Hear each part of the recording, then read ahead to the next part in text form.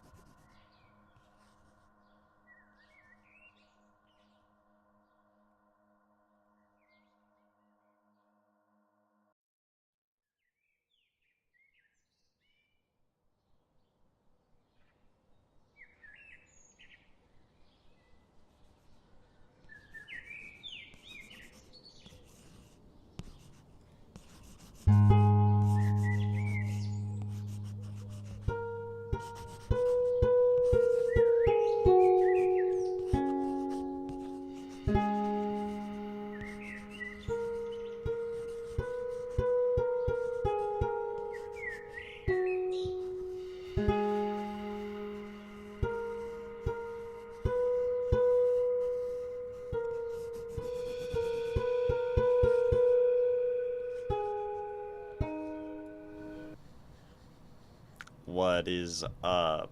What is good? What is the what? What is something? What is anything? Isn't that a great question? I'm Imogen. I think that's what I am, but that's only a name I apply to a number of different aspects of something. Oh God, the rails, the rails. We're starting off the rails. That's not a good sign. Not a good sign at all. But maybe it's a good sign. Maybe we like the raillessness of this stream. Maybe we don't.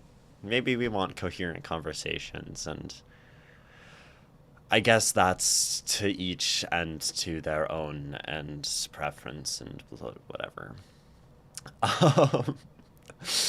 Um, Stylish Fail can't hang around. Have a good stream. Well, thanks for popping in and have a good whatever.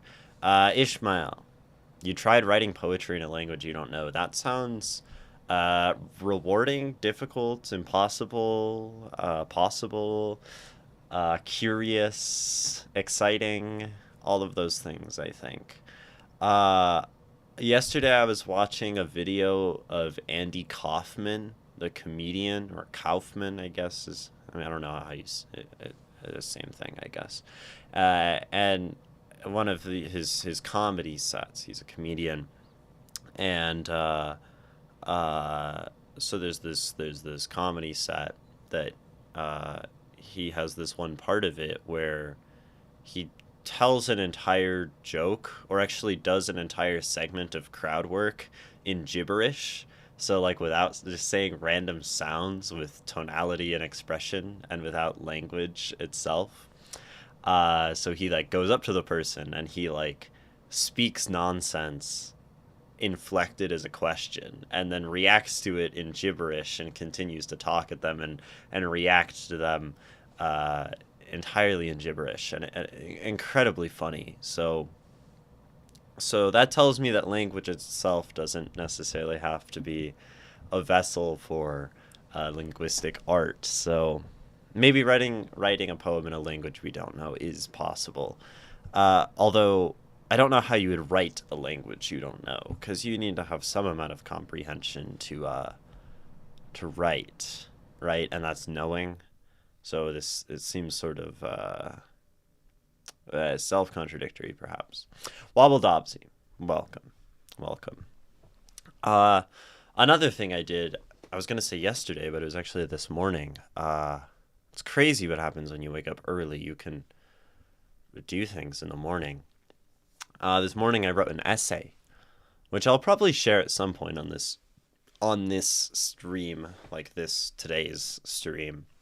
The very rough, unedited, unsecond looked at draft of this essay, which is about art and fascism, and how being an artist, or the artistic process, the process of creating art, is inherently anti-fascist. which I think is was it's one of my, I think, favorite like nonfiction works that I've written. One of my maybe most useful philosophical ventures in text that I have written. And it may be that I continue to write essays frequently because I'm having all these ideas about art and life and action and morality and will. And those things are better expressed through essays instead of through poems.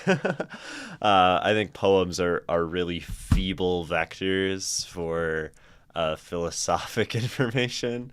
Uh, as someone who analyzes and reads a lot of poetry and has come to the conclusion that it's really hard to draw conclusions from a work of art and to express static ideas. Um, although I am getting more favorable to the presence of objectivity within art. So there's that. Um, yeah. I think the first stanza's one okay. It will be two stanzas. I couldn't write the tree remembers on my behalf, so I write the tree has my memory. So you know some of the language that you're writing in, Ishmael. You're just writing in a language you don't know very well. What language are you trying to write this non fluent poem? Hello. Last night I was in a stream where we had 10 minutes to write a poem for a prompt. Choosing to do a villanelle was stressful, but I got it done with 12 seconds. What stream are you watching that there are poetry prompts? I am very curious. I wasn't necessarily aware that anyone else on Twitch is doing anything related to poetry. I'm fairly confident I was the first to uh, really consider myself a poetry Twitch stream. But if there are others, I would love to know that and to be supportive of them. You're trying to write in Canada. I think it's Kannada, which is a language that I don't even know where it's from. Uh, but it's a language from South India. That is cool. Lawless Lime. It was an experimental stream. He usually does fanfic readings. Okay. I am going to open Twitch in another tab. Hopefully it doesn't start playing shit. You might have heard a second of something. I'm going to search for Lawless Lime. I'm going to go to their channel. I hope it doesn't start playing something. I'm going to follow them. Yeah, their stream was titled Let's Make Poetry Even Though I Know Nothing About Poetry. And they did a little prompt. Oh my gosh. Wait, that's really cool. When do they stream? When's their schedule? They stream on Tuesday and Thursday evenings, late afternoons. Okay. Wait, that means no, so that's the days I don't stream, so I won't really ever be able to raid to them. But I definitely could show up to those streams. Interesting. Good to know. Thank you, Wombat. And I will also I guess you sent their username. I don't know if it's weird to just randomly shout people out, but I'm gonna shout out at Lawless. Let's see if I can get it right. _ Lime. Okay, hopefully that correctly shouts them out so that y'all can go follow them too. If not, then I guess that's okay as well. I mean, like, why is this random streamer shouting me out?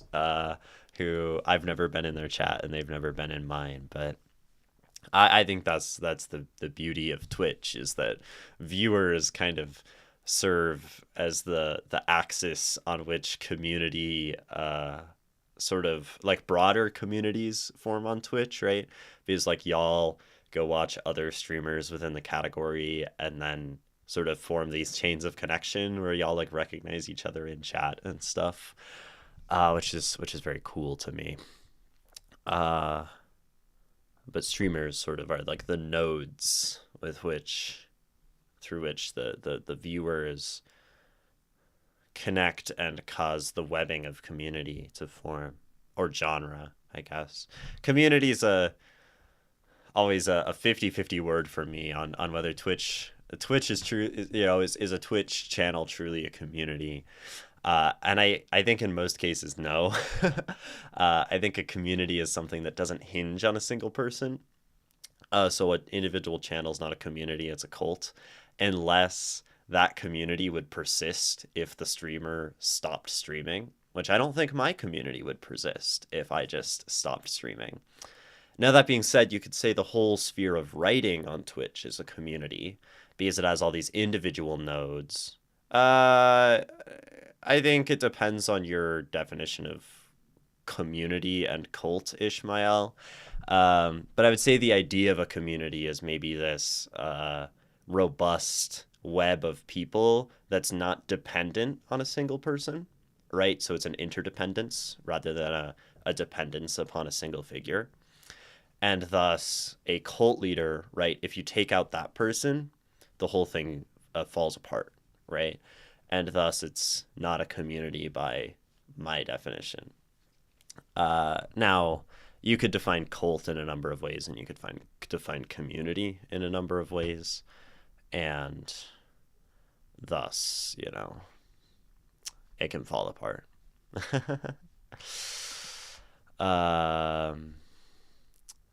My refrains were heed the elder of wonder and feed the hungry child of thunder. Ooh. I think it went kind of hard, but I'm always biased to my favor. It's good to be biased in your favor. It's good to like your own art. It's a real miserable thing as an artist for those of us who just fucking hate our own art. I don't think I'm one of those. I'm critical, but I don't hate it. And I think, whatever, words. I only got Twitch and Discord to interact here. Twitch and Discord I don't know. Not sure. Didn't know we were in a cult, but I'm down. Yeah, I mean, right? Like, I think it's a cult. Basically, it's a cult of personality around myself. Now, I say so with no joy. I say so with no pride in that fact. I think being a streamer is sort of like vile and slimy and disgusting on a very fundamental level. But I'm taking that fundamental thing and maybe trying to like use that structure to do something good. Right? It's like the moral fascist, I suppose.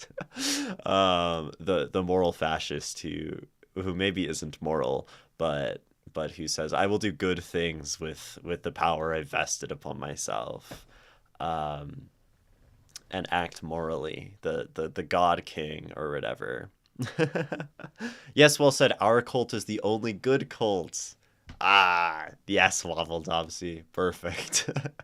You're understanding. MySpace poets are still my community. I've met a handful in real life. No cult leader needed. Yeah, right. It's a interconnected like network of people, and I'm sure one of them disappears. It doesn't stop the web from continuing. The other cults must be heretics. Yeah. No. I think Twitch is nice because y'all are free to go jump ship to other cults whenever you want, and to freely interact with content in that way. I really like that Twitch is very non-algorithmic. Like it doesn't really have an algorithm like pushing people to the front, right? It's strictly based on just like popular viewership and category, and then like people raid to each other, which sort of like starts to create this self maybe like self-created, internally created algorithmic system. Uh, yeah. Durkheim's organic community versus mechanic community. I don't know who Durkheim is. I'm not literate, as in well read. I don't have a good philosophic vocabulary, but I will trust that Durkheim uh, you're probably referencing that he talked about something similar to what I'm talking about. Maybe that maybe that means it would be worthwhile for me to go venture into the land of Durkheim and read his work. Likely that I won't, because it's a lot of stuff to read, a lot of stuff to consume. My hungry mind and soul. I've been consuming some interesting media lately. Uh, Cause YouTube. I've been listening to lots of interviews with artists. So I was listening to a Ray Bradbury interview last night. I was also listening to a Jack Kerouac interview. And it's really enjoyable to listen to artists talk about their positions on art. It's very cool. Uh, uh, and I particularly, it's 2 nights ago. So I've been putting on like a half-hour interview before I go to sleep, and then I like listen to it for half an hour attentively while laying down in the dark, and then by that time I'm tired, so I sleep. And the last 2 nights I've listened to Ray Bradbury, and I adore the way he talks about art. He maybe has a few disagreeable qualities, like he's pretty like pro America, and he loves America. And I think it's actually okay to love things about America. I think he's just a little too blanket positive about it. He was an optimist, so it's kind of understandable. Um, but Ray Bradbury, the way he talks about making art, resonates with me so much. So I want to go read his books. I read Fahrenheit 451 in college. Sorry, high school, not college. But I don't think I've read any other Bradbury. But he's written like 1,000 short stories or something. So, or like thousands. Um, so I think it'd be worthwhile to read some of him. How's my favorite tyrant? Life is great. Life's incredible. I wrote an essay about tyranny this morning and art. I love how author and authoritarian come from the same root word. I think that's very cool. Unfortunately, I can't think of Ray Bradbury without "fuck me, Ray Bradbury." I don't know what "fuck me, Ray Bradbury" is. Uh, yeah. I read Do Not Go Gentle for the first time yesterday. I don't think I get it. Well, I think if you go on my YouTube channel, I think that VOD is saved. I think if you go to my YouTube and search. See, it might be buried. I don't think it's buried in one of the simulcast VODs that like uh, or the multi-stream VODs that are like untitled. I think it actually has like a titled, somewhat edited down VOD uh, for Do Not Go Gentle Into That Good Night. I could be super wrong. Could just not be there. I made a TikTok about Do Not Go Gentle Into That Good Night uh, like a year ago or a while ago. I wanted to do little TikToks of like analysis, but I hate TikTok, so I don't do TikTok anymore. Good morning, Nikki. It's a song about a girl who wants to fuck Ray Bradbury. Whoa. I feel like I want to listen to that. That's crazy. He doesn't strike me as extremely fuckable, but a lot of his oh, this is from 2010. Satirical internet video.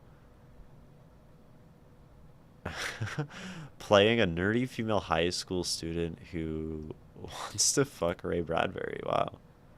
Oh my gosh, this looks amazing. Uh, Nominated for a 2011 Hugo Award for Best Dramatic Presentation and Short Film. That's fucking awesome. um, that's really cool. Um, I've never seen it. Now after stream I can go watch Fuck Me Ray Bradbury. Uh Anyway, do not go gentle into that good night. Just means, well, I have an interpretation. I have interpretations, and I have an interpretation that I formed at the time. Uh, but I'm not sure if me just saying what I think is going to be very helpful to you as an artist. So, uh, I'd suggest that you analyze it, actually. I, the best I can do for you is telling you that I found some really beautiful meaning in that poem, and I think Dylan Thomas is fucking awesome. Uh, but Ray Bradbury liked Dylan Thomas a lot, if I am recalling his interview correctly. Uh, it's a great poem. I really liked it. um, I don't know if I have any advice for approaching it. Maybe just understanding how each of the different stanzas is interacting with the idea of that good night or raging against it. How each part of the poem is a sort of separate reflection on how maybe something is reflecting on that good night. And of course, understanding or coming to an interpretation of what that good night is and what it means to rage against it is pretty integral in understanding that poem. I think that one's fairly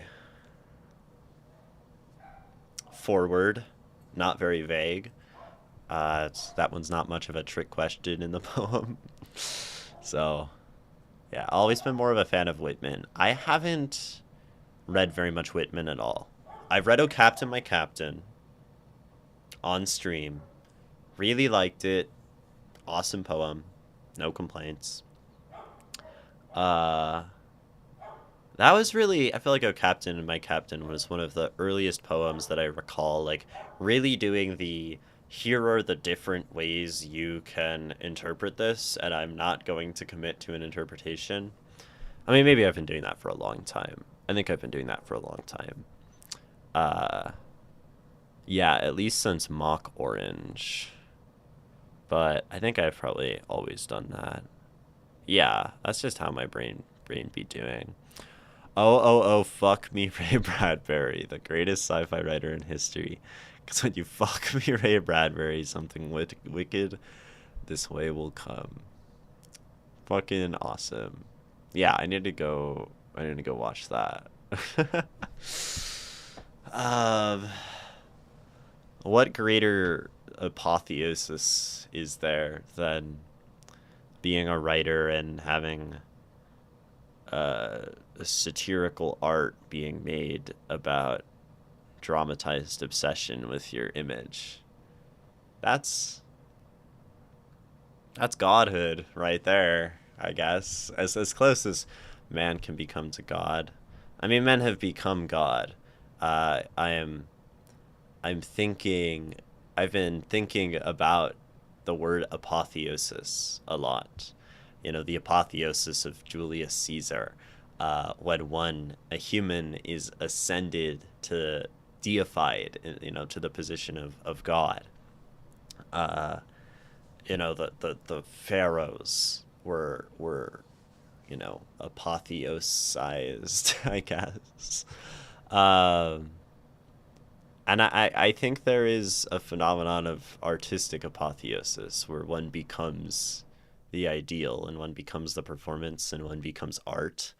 Uh, but I haven't quite solidified those notions yet. Just the idea, though, that like upon a stage you can cease to be human and you can become art object is a very powerful thing, and I think it is one of the closest ways that man can become God. This is really sympathetic to the sort of uh, Chilean school philosophers that Raymond talks about in chat a lot, and the idea of autopoiesis, the becoming of art.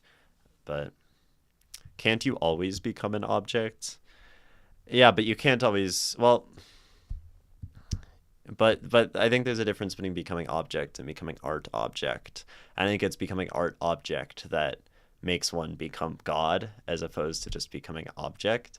We're necessarily objects in the perceptions of others, right? Like we are a thing. uh, but that's not just what we want, you know. Do you mean becoming a brand? I mean, maybe that's a sort of performance apotheosis in a way. Um, but no, I don't mean becoming a brand. I mean in the act of performance on stage, you know, in the act of performing any piece of art on stage through yourself as artistic vessel, you can transform yourself into art in the eye of the viewer, and you cease to be human, right? You cease to be human and you become art. Welcome in, Pat. Yeah, Pascuda. The feeling when you pray to Alexander Hamilton for wealth. Yes, in 2016, we all witnessed the apotheosis of Alexander Hamilton. The deification of a what do they say? A founding father without a father, orphan, bastard, son of a whore, a Scotsman dropped in the middle of a war. um, Ai Hoshino is apotheosis. I don't know who Ai Hoshino, but it sounds like we're referencing anime since you are casting yourself with the dangerous brand of weeb. From Oshino Ko. I have not seen that. Doesn't she like die? And then like isn't this like a reborn kind of situation or something? Or there's a child and I don't remember. I've been told the plot of Oshino Ko. I remember that anime came out and the first episode was like the highest rated episode like of an anime ever, that it was like so consistently like beloved. Um but I feel like after a little bit I stopped hearing about it. So should I watch Oshi no Ko? Is that like next on the list? I started reading a manga called, I kind of forgot what it's called. It's about people turning into plants. Really cool manga. Maybe if I just what is it? What is it called? I saw a video on YouTube that was like the trailer because they're turning it into an anime, and I thought the concept looked really interesting, so I just went and started to read the manga. But it's this manga about a dystopic future where there's like no air, and science has invented a procedure where they can plant a seed into a human, and over 2 years, the seed will consume the person and eating their soul for sustenance to become this soul plant that can like survive in the hostile earth. So they're like, so there's this big like government organization called the Transfloration Hospital that gives people money to undergo the transfloration procedure and turn into plants. and they perform it on people who are dying, and then there's all these like protests and ethical things, and the main character is in his 2-year process of transflorating. Really cool, freaking like batshit concept. Like we're gonna like turning people into plants. Uh, what in the Black Mirror episode, right? Uh, People turning into plants manga. And it's like kind of body horror. Oh, it's called Fool Night. Fool Night. Uh, it is so cool. Like brilliant. So good. I think I started reading it and I just read like 30 chapters in one sitting. Um, no, it's called Fool Night. Foolnight. Um, it's a good show. Last season is coming next year, but the manga ending sucked. Troubling. Her biggest fans reincarnate as her kids, and then she dies 4 years later at age 20. Yes, the math is correct. That all sounds very like morally troubling, and I'm sure there's a lot of dramatic stuff in there. Um, yeah, that is so freaking dystopian. It's so cool. It is so cool. I want like, dude, if I was dying, I would want to get transflorated, like live on as a soul plant. Be so fucking sick. Like, I don't know, to live on after death as a tree, providing oxygen for the people. Yeah. um, Hi Mess here. Good morning. We're talking about manga and anime. What kind of what a living urn is. Yeah, and it has this idea, right? But it's cool because like the soul literally lives on in the plant, in the show, and like there's this plant that's like a bunch of souls in a concert hall because they need to have the plants in there so there can be oxygen. Uh, and because it has human sort of life vitality within it, the plant blooms when people create music that's beautiful enough to like touch the souls within the plant. Like what a fucking batshit awesome creative idea, right? Like holy shit. Pro tip: transflorate the Mars astronauts so they can build an atmosphere. Yeah, I guess so, right? Uh, I think in that world though, the economy is in shambles, and they're probably not sending people to space. Who knows? Maybe that's where the show goes. I have no idea, or the manga goes. Uh, I came in here and had to go to the bathroom. Yes, welcome back, Slow Gamer. You missed all the good stuff. You missed all the dystopic plant transformation and the apotheosis of Julius Caesar. Um, yeah. You don't need to be sorry. Um, Actually, you must be sorry. You must apologize. As the leader of this cult, you, I demand your undying repentance and further demonstration of devotion to our people. Yeah. Yeah. Should we read some writing? We should read some writing. Should. We always should do things. We always should. The rails are the shoulds that should us to the rail. That rail the should that should the should. Um Also, Wombat, I'm glad you liked my analysis of your poem that you missed the back half of. You really missed the good part of it, you know. The the crazy antics that occurred last stream. Which of you devotees which of you have submitted me work?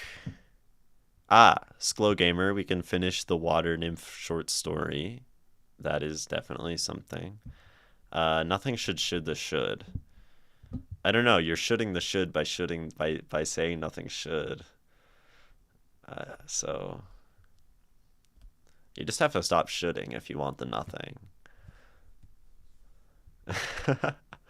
um, so you always have something, Nikki.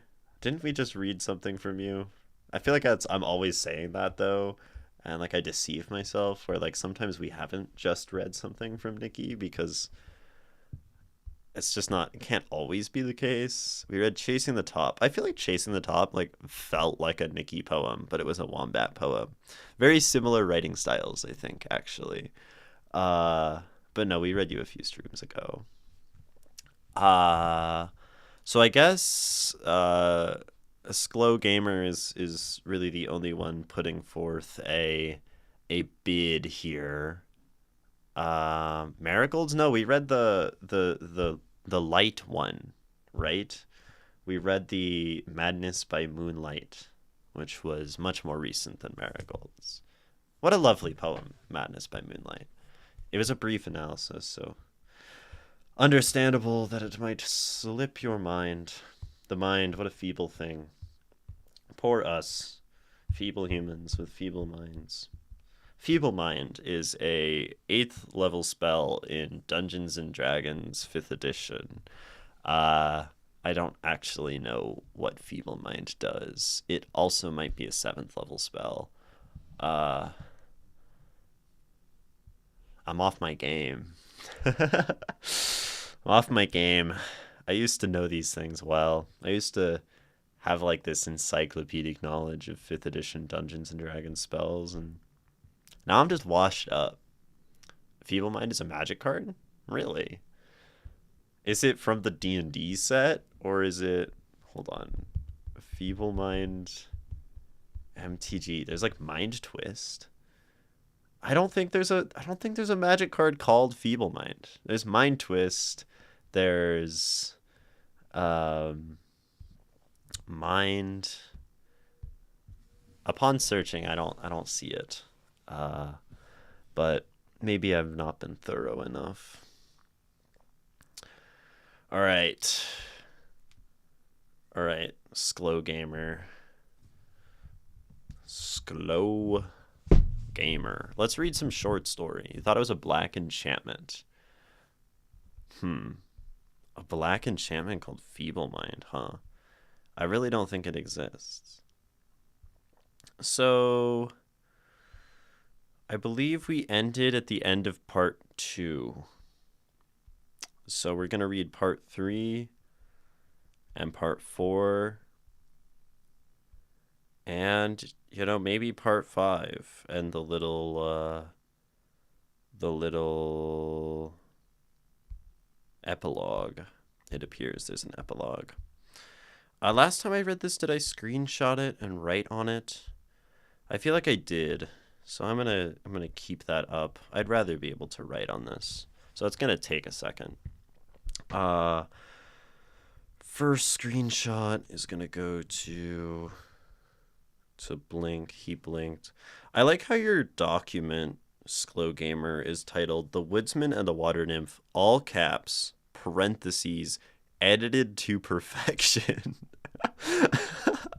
I that's just really I love when people take the time to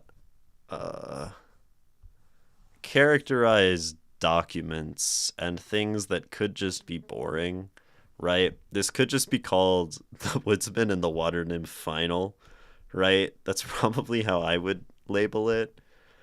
But you've gone ahead and said edited to perfection. And I really admire you for that, because that's, I don't think something I'd be able to accomplish as an artist. I mean, I could. I would just have to try a little harder. To be as cool, as awesome as my chat, who are better writers than me. So many screenshots. Holy shit. We're going to be reading a lot. That might mean it's a little light on feedback. And, we started to give it some feedback last time. So could be that it's just an appreciation of the art here. That's my phone going off.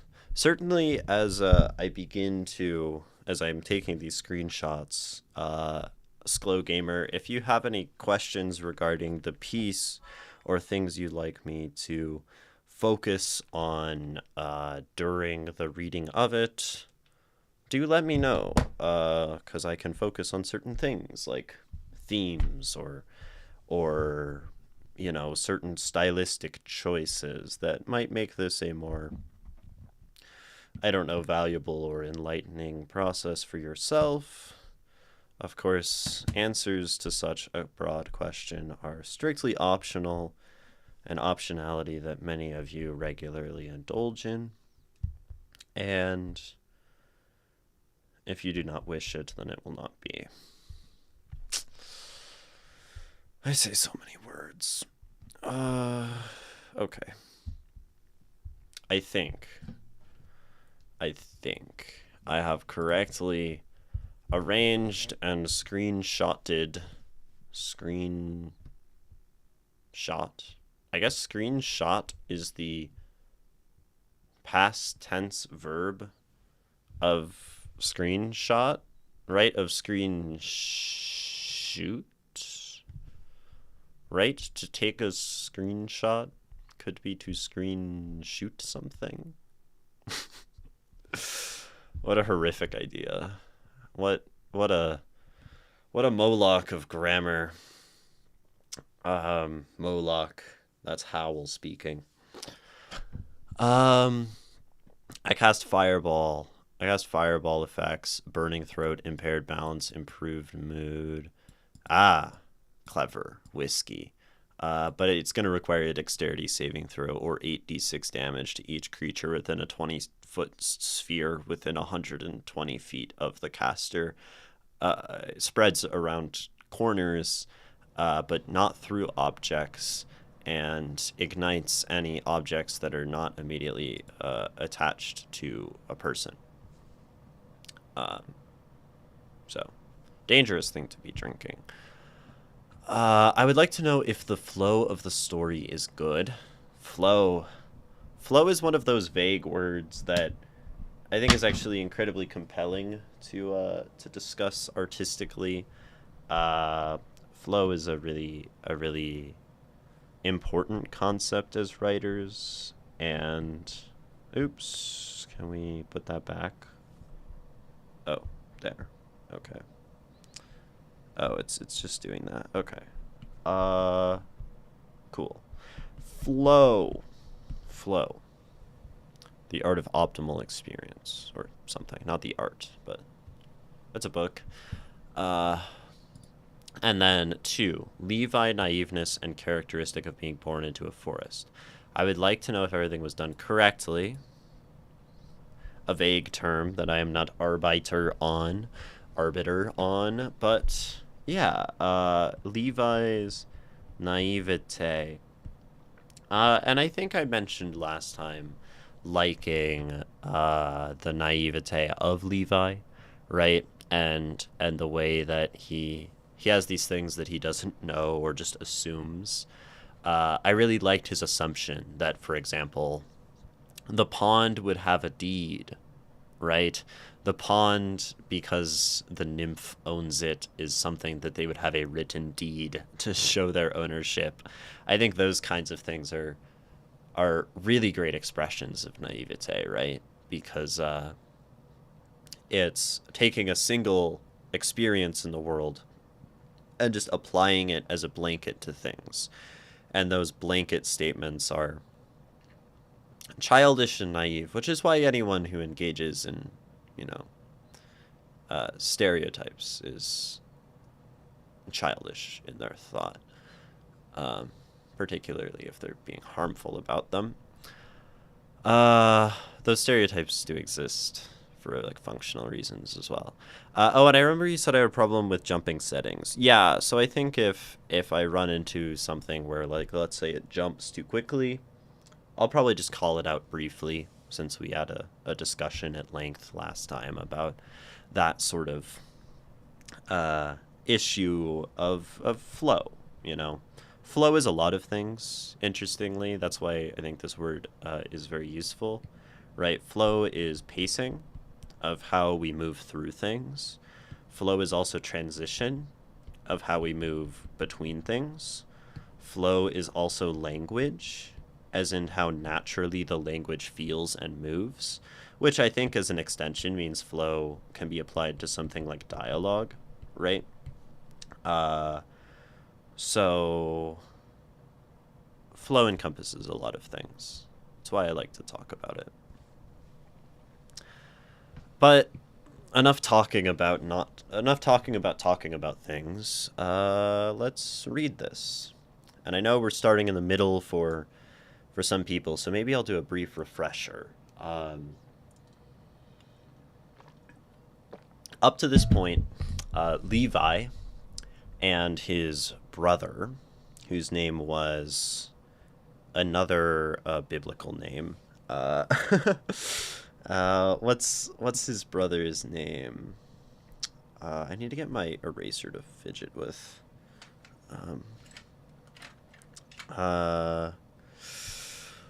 Elijah. Levi and Elijah are brothers. They live in the woods. They are like huntsmen, and they're very sort of anachronistic with modern times, where we live in like a world with at least like running water and electricity, and uh, even I think like cars and stuff. It's like modern. Uh, and maybe even phones, not smartphones. Maybe I don't know exactly the year. It's hard to pin down, and that's fine. This is very like fairy tale. Uh, but they live in the woods as huntsmen, and they sort of live off the land very naturally. And Levi has this sort of willingness to entertain beauty and nature and the fantastic. He really loves nature and sort of regrets the fact that sometimes one must kill animals. He runs into a water nymph at a sort of magical pond, and then chases after her. She goes under the water. He ends up, sort of, she rescues him, uh, and then there's sort of a tension that was cropping up at the end of part two, where there's some woodsmen who want to basically like chop down the trees by the water nymph's pond. And Levi also uh, definitely has eyes for the water nymph, we'll say. She's very beautiful in her water nymphedness. Welcome in, G14. So here's part three. We leave off from the end of that sort of summarization. Oh, also, Levi and Elijah have parents who left them and live in society now, and have left their children with their grandmother. Part 3. Early in the morning, Levi awoke from his slumber and entered the kitchen for a glass of water. His brother and grandmother were still fast asleep, so he wandered over to the desk, removed a piece of paper and pencil, and wrote a note. Will be at the springs. Levi. Water droplets gradually fell from the clouds, but that did not stop him from reaching his destination. No one was near the water. Had the men from yesterday already made the route? He undressed. Just as his feet touched the water, Lynn's head lifted from beneath. She gazed at him from a distance. Hi, he called, waving a hand. She blinked. I wanted to talk to you again. Levi swallowed. There was something about the way she silently looked at him, as if immobilizing him. It was strange, but under her glare he felt shy, and he was not a shy person. She swam to the waterfall and disappeared beyond the pour of the water. Could it be a cave? Is that where she lives? He had seen rock shelters in various cartoons he watched as a child, like the Flintstones. He idled while she... I like that. I think that's a nice little nod to naivete, right? That he sort of still sees the world through, like, the brief bit of cultural contact he's had in his upbringing, right? That brief bit of childhood, experience of cartoons, and that he maybe hasn't like gone beyond that in his like cultural understanding. Also, hello again. Welcome, Brian. This is Prose. I did change my streaming hours. I am a morning person, and accepting that and streaming in the morning has made my life so much better, so much more artistically productive, and I don't get like tired, exhausted by you know, the end of stream. I mean, sometimes I get exhausted when I stream for 5.5 hours, but I'm not like dropping dead at the 2 hour mark because it's 2 p.m. and I'd rather it be, 11 a.m. or whatever. Yeah, it is 9:47 a.m. Woke up at 4:30 today and wrote an essay before stream. Anyway, story. So I like that bit of naivete. That's where we were, the Flintstones. Uh, he idled while she did whatever it was she did in her shelter. Hopefully that's her safe haven to rest during the night. Lynn's hair was wet against her shoulders when she returned into view. She swam towards Levi and walked out of the fount. You have returned, human. He smiled slightly. I have questions. What questions? She replied, circling him as if searching for something. He followed her gaze. Why can't you leave this place? My life is here. Your home is here. And you never leave it? Yes, she replied, drawing out the S sound. But why can't you leave? Because my life is here, she repeated. Have you ever left? Her head shook. No. Why? Because I belong here, she stopped. Levi's eyebrows creased. Lynn, you shouldn't have to stay in one place. You can go anywhere you want. Human, I cannot go anywhere, she said. He blinked. Is it your family? Do your parents forbid you from leaving? I don't know my family, she replied. Nymphs live alone. I think I like this sort of very curt back and forth conversation, right? It it feels like when a child will go up to another child in the playground and be like, "Will you be my friend?" And the other one's like, "Yeah." And then they like go play and they're friends now, right? Like, "What's your name?" says the name. "What's your name?" says the name, Um because these both of these two I think are in their way sort of these representations of a sort of naiveness about the world, and so this very stunted back and forth kind of awkward conversation I think is serving that feeling fairly well,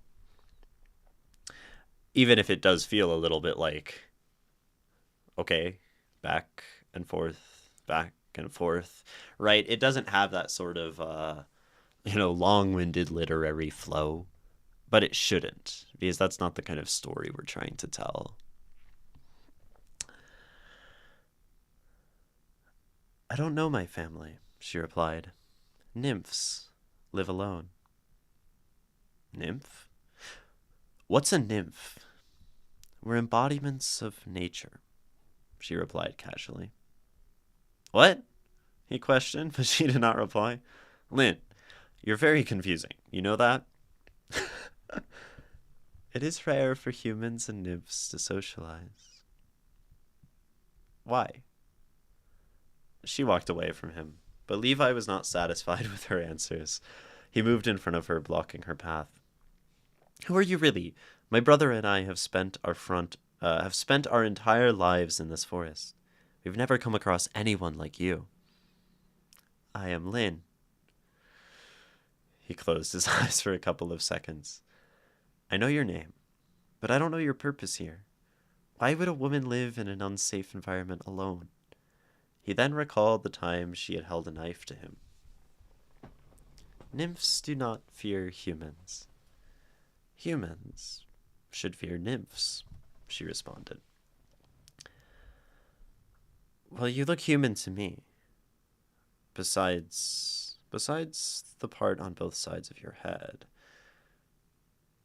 I am a nymph, a water nymph. We outlive humans, she whispered to the latter. Levi nodded slowly. Maybe she's confused. Could living all alone do that to a person? I think that's a funny thought, right? A dramatic irony here, right?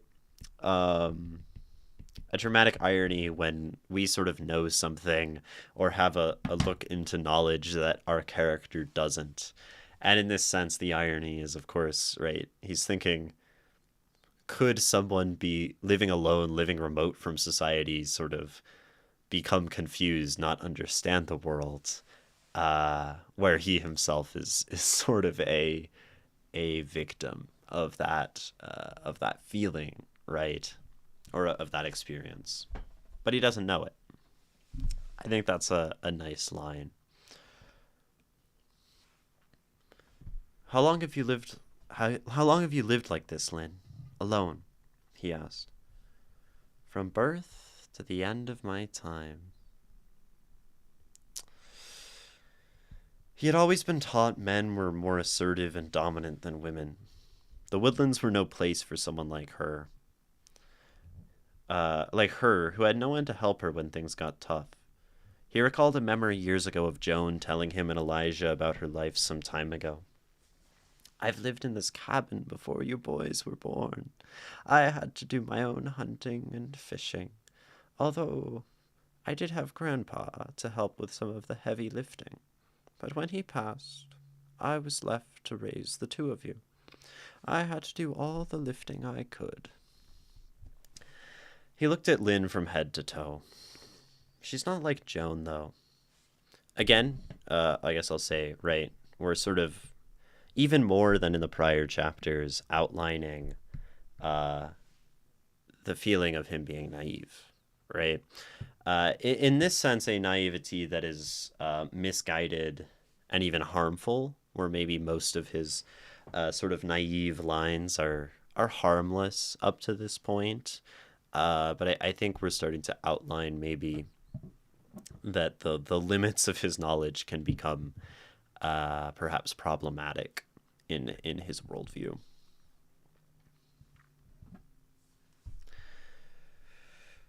He looked at Lynn from head to toe. She's not like Joan, though.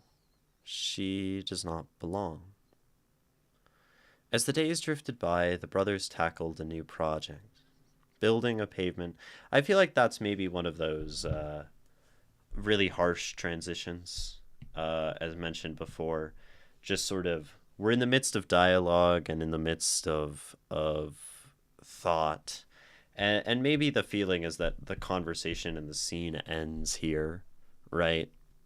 But this thought sort of leads out of that. Oh, and then he's like looking at Lynn, right? So we're still here. And then we just jump, right? We just jump to the brothers. We jump to like a full different scene, character, etc. As the days drifted by, the brothers tackled a new project. Building a pavement leading to the dirt road half a mile away, connecting it to the shed and the main house. During the first couple of days, most of their time was spent working. And afterward, they hunted for food, leaving Levi with only a short time with Lynn. However, the time he spent with her changed his perspective on life forever. On his way to her, he managed to scrape his arm against a tree branch. He held it close until he made it to the springs, dipping his arm into the water. The blood floated along the surface, and Lynn's footsteps from behind drew his attention. He turned slightly. Hey, he greeted. Hi, she replied. You're hurt. She looked at his arm, squatting beside him. Yeah, I don't think I was paying much attention. She stepped closer, taking his arm in her hands. Her eyes closed as she began to hum. A slender ribbon of water rose from the pool nearby, swirling in the air like a wave and subsequently coiling around his wound. Levi watched, wide-eyed, as the water tightened and tingled against his skin. In a blink, it vanished, and so had his abrasion. What has happened? Levi asked, looking at her. My water healed you, she said, smiling. That shouldn't be possible. He eyed the arm and placed a finger where the scrape had been. Nymphs have many gifts. We control the part of nature we are bound to. I'm bound to the spring, she said. I feel like some of these, like, she said, he said, asked, said, sort of like, I don't know. I don't always like these in writing, and that's maybe preference, but I feel like they maybe serve at certain points to, like, bog it down, where, like, we know who's talking, and when you know who's talking, the extra words there don't serve much. And maybe that's just that I'm reading out loud, and reading dialogue out loud is kind of hard. It doesn't need to be there because we know there are two characters in that one scene. Right. Yeah. While we're reading prose, OMG, prose, as of recent, Callie, has become normal around here. I'd argue that actually, face your fear, prose historically is not normal around here. There was a year and a half period where there was no prose to be seen, and this was exclusively poetry. And the majority of all my time spent streaming is has been poetry. But we've gone beyond that, and we are now equally open to poems and prose and essays, nonfiction, fiction, short stories, fan fiction, that kind of stuff is all welcome. You live in the now, as you should. Well, I won't say should, but I think it's the most enjoyable way to live, so you're better off for it. Yeah. Normally a poem channel, but normal changes. You're still one of the few streams that reads other people's stuff on stream rather than your work on your own, which is useful and rare commodity. It seems so. It seems so. With the edge of reading poems. Yeah, there's a moth in the archive. There's cryptid roots. There's I think Terrible Novelist does some beta reading. Yeah, maybe Yunsu. Beyond that, I'm not sure. I'm the only one who does poetry.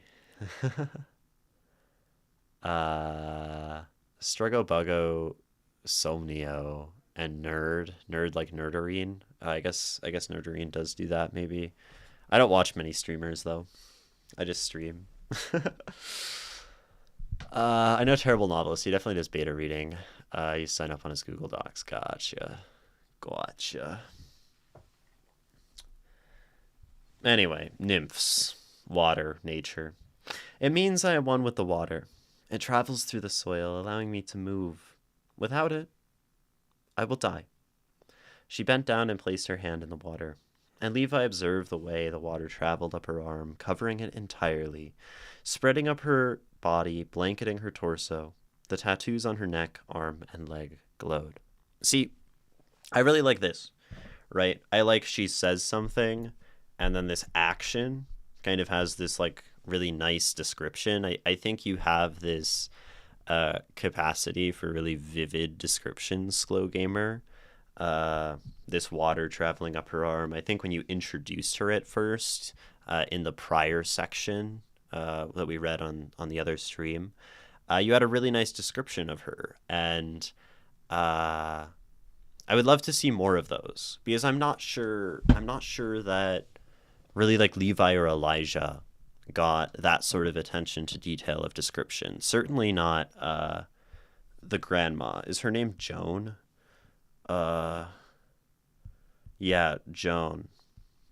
And I think you could give that sort of attention to detail to as much as you want, because I think you do it well, and I enjoy it. And that serves as an alternative to, like, she said, right? Uh, she says a thing and then she bent down and does something. I am part of the fish, trees, and plants that use my natural liquid for survival. None of this should be real. How many are you? He wondered. Surely she could not be the only one in this world. Nature was everywhere.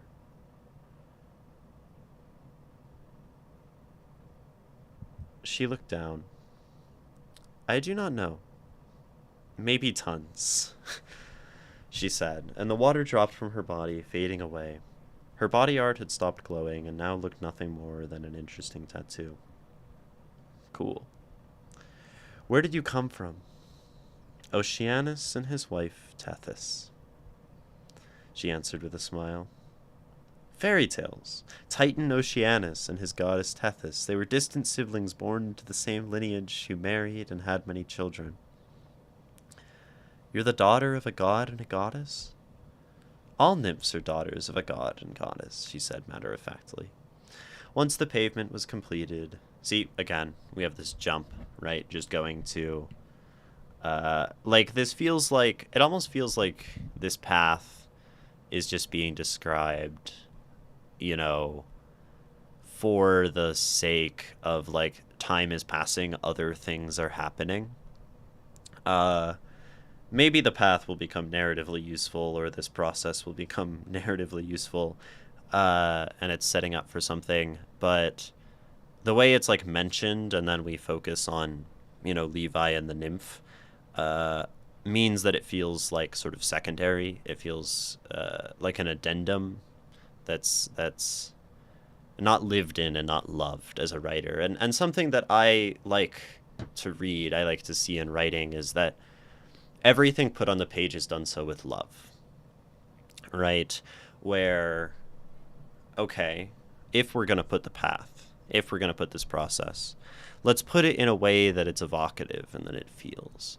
If we are going to, you know, describe the aunt, right, in The Last Time, she should be written with love.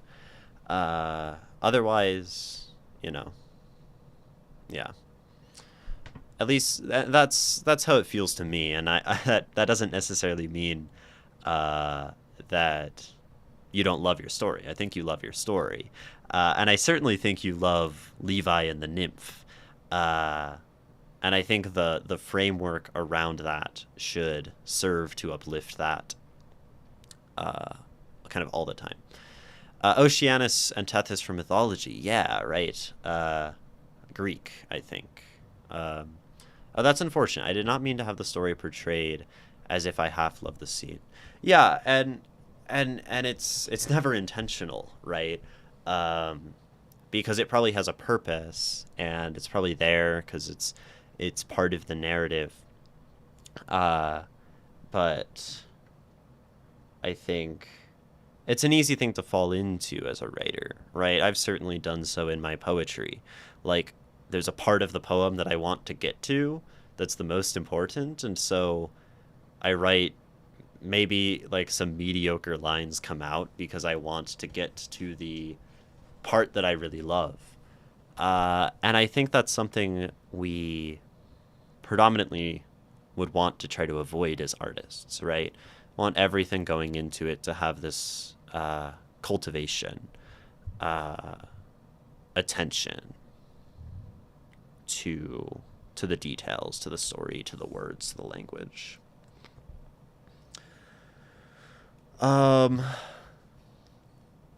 Once the pavement was completed, and Joan was planting flowers along the walkway, a sleek black car rolled up to the house. And I think maybe this makes sense, right? Like, the pavement has to exist so that the car can appear, right? Now,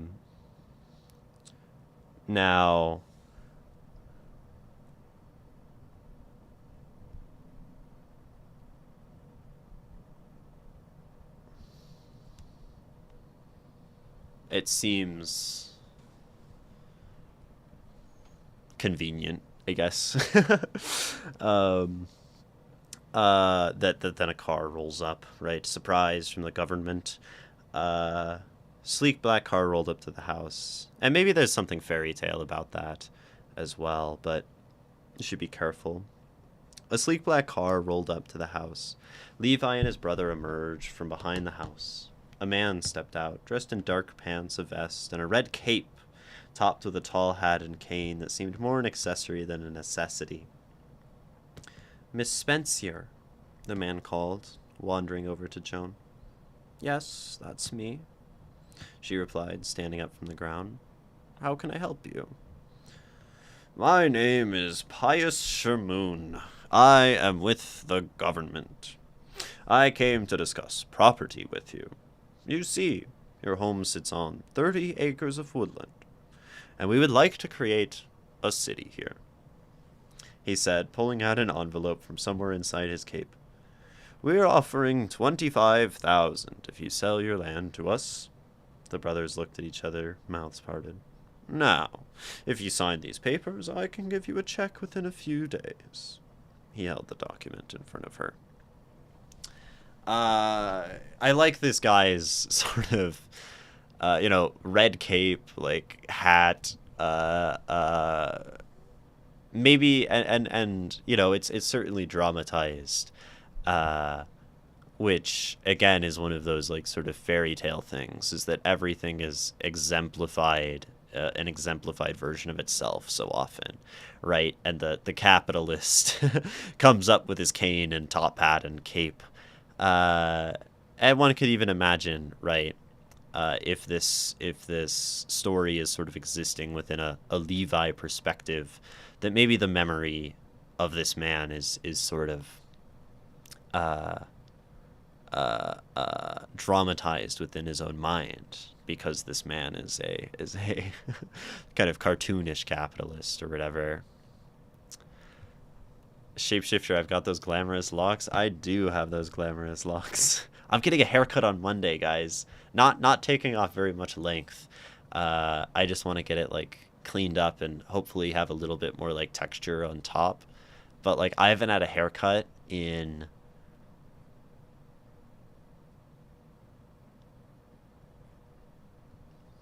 at least 2 years.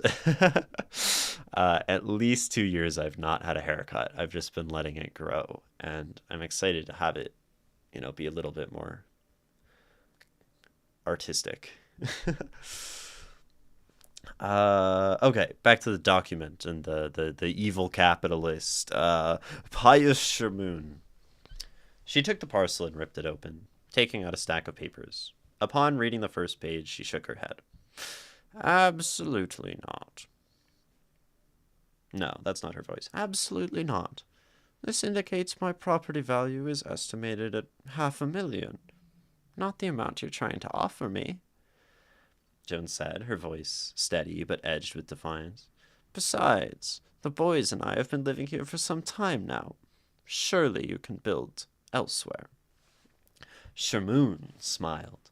Well, ma'am, it is a prime location, and your house is right in the center of our plans. His tone was polite but persuasive. It would be wise to take this offer, because if you don't, well, we might just have to take you to court to battle for it.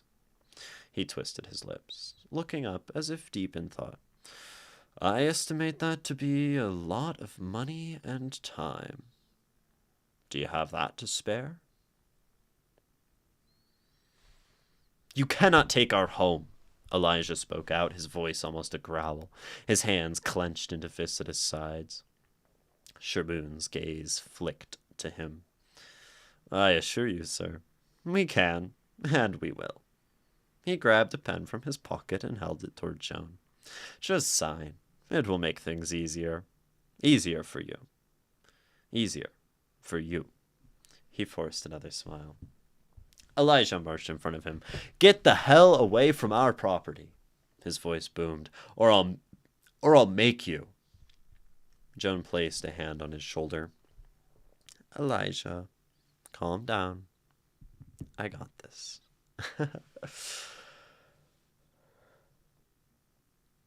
He turned to her, brows knitted and lips thinned. Grandma, Don't let them take our home. She waved. Calm down. He's not taking anything. She turned to the man. Listen, I have the deed, and I know my legal rights. Shamoon nodded, brushing off invisible dust from his coat. Very well. I see this is not a good time, he said, looking at Elijah and back to Joan. I will be in contact once more, just in case you change your mind. Naturally pretty hair. Thank you. No, don't. I'm not getting like very much of it cut off. I think my hair will be healthier with a haircut, and it will still remain long and glamorous. um where were we? We won't, Elijah muttered loudly. Shamoon eyed everyone before turning to leave.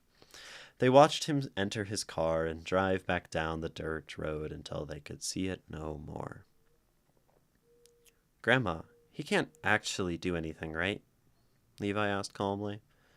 No, Joan shook her head, her brows tight. But men like that would try anything to get their way. End of part 3, on to part 4.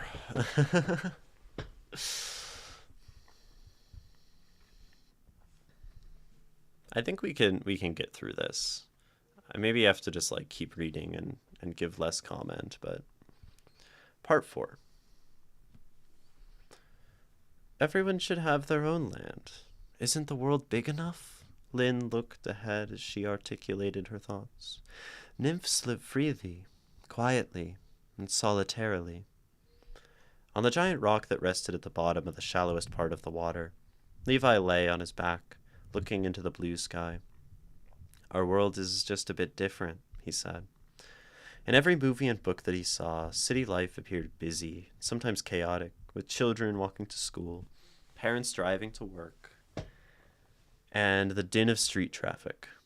Is that where my parents are now? In the city? Living a great life?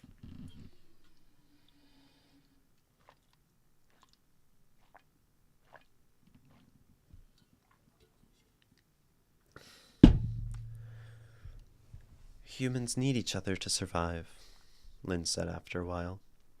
Sometimes I think we'd be less lonely with a companion. You have a friend. We're friends, Levi told her. She glanced at him. Friends, she repeated with a nod. She was the first and only friend he'd ever known, and perhaps she would have remained so if fate hadn't intervened. In the spur of the moment, a roar of machines shattered the forest's hush. Levi's heart leapt, and he and Lynn moved quickly as a massive tree crashed down nearby. Instinct took over as Levi pulled Lynn's arm and jumped into the water. Another tree toppled into the reservoir. He swam above it and to the far side. He scrambled out onto the bank, glancing back at the once clear water, now darkened by leaves and debris. Lynn! Lynn! He called, eyes darting. More trees began to fall around him, accompanied by the loud, mechanical sounds of machines. One in particular appeared close by, with a long scoop and 2 men sitting inside. Levi! Elijah ran from somewhere unknown, grabbing his forearm. I came to warn you, but they're already here. What's going on? They're destroying the forest, Elijah replied. Come, we need to get home now. The 2 raced toward the cabin, dodging limbs and smaller trees as they went. The loud racket surrounded them as the thumping of wood impacted the ground. Joan stood in front of the cabin, hands folded across her chest, wearing a robe. Oh, good gracious. You 2 are all right. Good gracious. You 2 are all right, she said, seeing them arrive. Grandma, what's happening? Isn't it obvious? Those darn city folks are starting their construction. Y'all come inside. The noise went on for hours, but stopped somewhere in the middle of the night. At least it's over. At least it's over, said Elijah, wrapped in a blanket on the couch. Yes, for now. They'll be back. Joan shook her head and glanced away. I've been thinking about whether we should leave or not. Levi sat on the same couch as his brother, leaning against the headrest in a robe. No way, Elijah interjected. Listen here, you two. She leaned toward the edge of the couch. I've had this home for a very long time, and I love it here. But they will continue their construction whether we like it or not. They probably already bought the rights to the land if they can cut down all the trees like this. It's not going to be safe for either of you to hunt. If something happened to one of you, I don't know what I'd do. I can't lose someone else. The room fell silent, a cold, heavy sense of reality settling over them. What if we just found another place in the woods? Joan shook her head. Sweetheart, they're building a city. They're removing a lot of the forest. There just might not be anything left. Levi was less opposed to city life than his brother. He liked the idea of something new, something different, like Lynn. Joan told the boys that tomorrow they would leave to visit the bank. When asked why, she said, You'll see when you get there. At midnight, Levi's worry for Lynn gnawed at him, nearly driving him mad. What if she's in trouble, hurt, in need of help? Those intrusions chased him until he picked a jacket from the rack, grabbed a flashlight from the kitchen, and put on his boots. The night's eerie silence pressed in as Levi picked his way through the fallen trees, crawling and climbing over multiple logs, now laying in multiple places. A frown came to his face as he looked at the clearing. Trees fell over the flowers, covering and blocking them, and the spring was so black that it was unrecognizable. Lynn, are you out here? I feel like this past, section, I feel like the last, 10 minutes, 20 minutes of reading, it's just been very, clean writing. It feels very, it's, well edited, nicely polished. I think, asking about flow, I think this dialogue, works and carries us through the story pretty well in this section 4. It's just nice, simple, not necessarily, incredibly, stylistically adventurous or anything, right? We're using pretty simple storytelling, but I think right for the fairy tale, for this idea of a story like this, that makes a lot of sense, and it just flows. I could see myself reading this as particularly as a younger person and just enjoying it, going through the story, and that's good.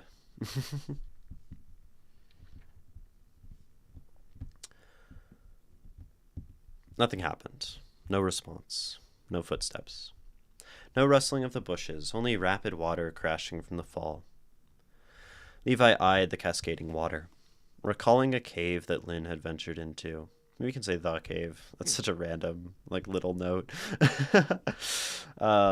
He made his way into the filthy water, hurling over whatever wood he needed to make it beyond the shower. There, he became intrigued. There were fluorescent lights marking the walls of the chamber, lighting its depth. Rocks, blankets, piles of sticks, and grass were everywhere on the ground. Fluorescent, maybe bioluminescent or something. Fluorescent to me is technological, unless we want, bulbs. There's some minor hiccups pertaining to sentence beginnings that could be ironed out, but I'm a nitpicky guy. Yeah, I mean, things can always be improved in the sort of minutia and edges of things, but I think generally in terms of flow and in terms of writing, it's all serving its purpose, and it's all, just going along telling a story. But I'm also, you know, not the most nitpicky. I also can't go through and nitpick for a long piece like this. Uh, I munch on grass. Hello, welcome. Are you a dinosaur? A cow? Uh, what else munches on grass? Bugs? Do bugs munch on grass? Young children sometimes munch on grass. I knew people when I was a kid who would sit and eat grass during soccer practice. Um, anyway, we're reading a story. I'm a dinosaur cow that writes mid poems. Well, you're welcome. Then you're in the right place, right? As a writer of poems, people, in fact, send me send me their writing and send me their poems, and I read it on stream. So yeah. For instance, there he became intrigued is a bit of a doozy. Yeah. I mean, as a line, right? Became intrigued, but I think if you imagine telling this to, like, let's say a child, right? Because it is fairy tale, right? He went to the cave, and there he became intrigued. You know, it's sort of like leading that childish mind to be like, ooh, what's he intrigued by? And be like, you know, there's glowing. I feel like particularly this is a part, actually, Sklo Gamer, where one could really employ that, like, really nice descriptive quality that you're able to capture, right? You talk about the lights and sort of the magical interior. Where was this? Um,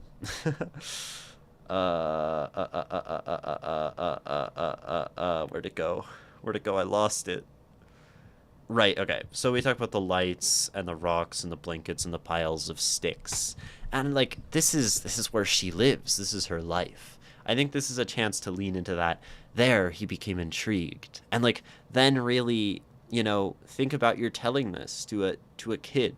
What's going to intrigue the kid? Not just the lights, but, like, what's glowing? Is it these, like, kind of magic-y, like, mushrooms that are glowing and casting this room in a dim light in which we see fraying blankets woven from, you know, maybe woven from some natural material in the forest, and, you know, like, you know, piles of sticks. How are they piled? Is he thinking, you know, why is she piling sticks like this? You know, that kind of thing. Uh, uh, and then, you know, all of her things were perfectly there except for her. And without her here, I think we can let the setting do a lot of the lifting of, like, who is she? You know, this is another look into who is Lynn, her life, the way she lives. If this place is lived in, it becomes more sad that right now she's not living in it, right? My friend suggested you. I want to improve my poems. This is certainly a place where I think people seem to improve at poetry. You're more than welcome to join our Discord server, and in there you can send your poems in, like, the stream submissions. And I read both prose and poetry. And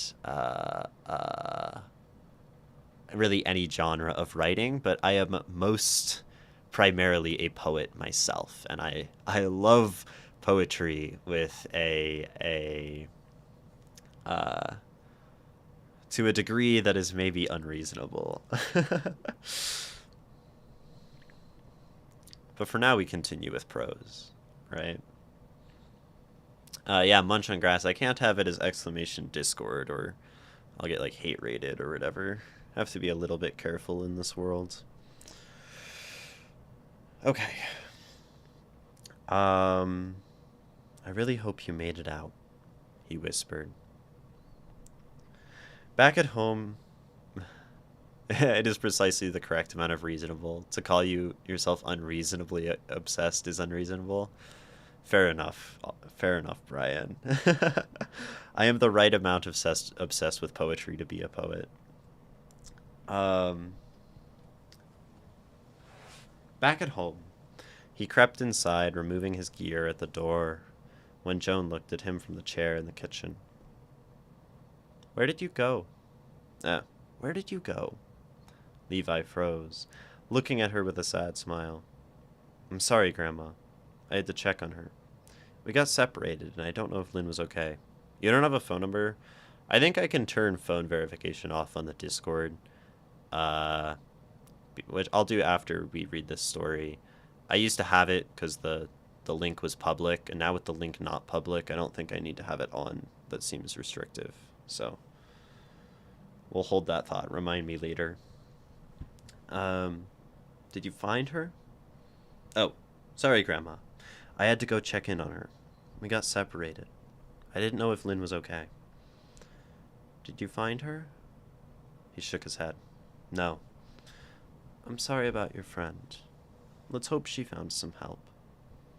Where could she have gone if she spent her entire life in one spot? She had told him before that she could not leave the soil that contained her water.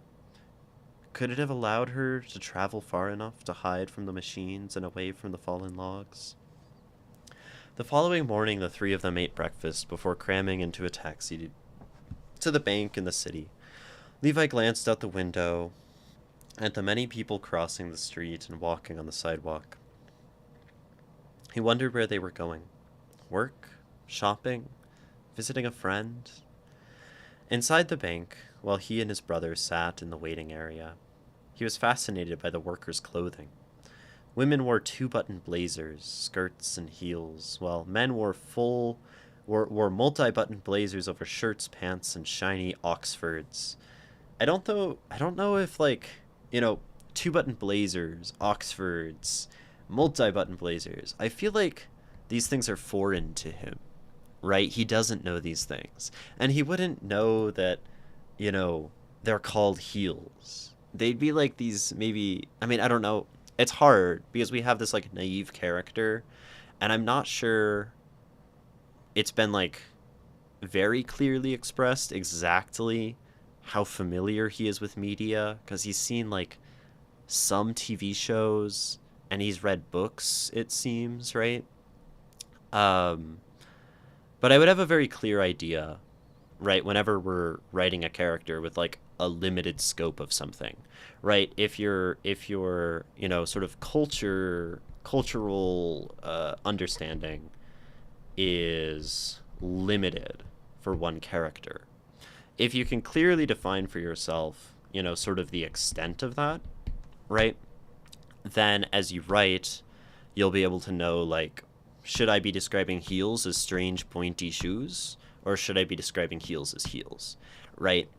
And because I think there's been a little bit of, like, variation and not a ton of kind of building out the degree of cultural understanding he has, I'm, like, uncertain, right, about this line, and I think this goes for anything, right? If we have a character in a story who has some other kind of limitation, let's say a physical one, right? We should have an idea of exactly, right, the extent of that limitation.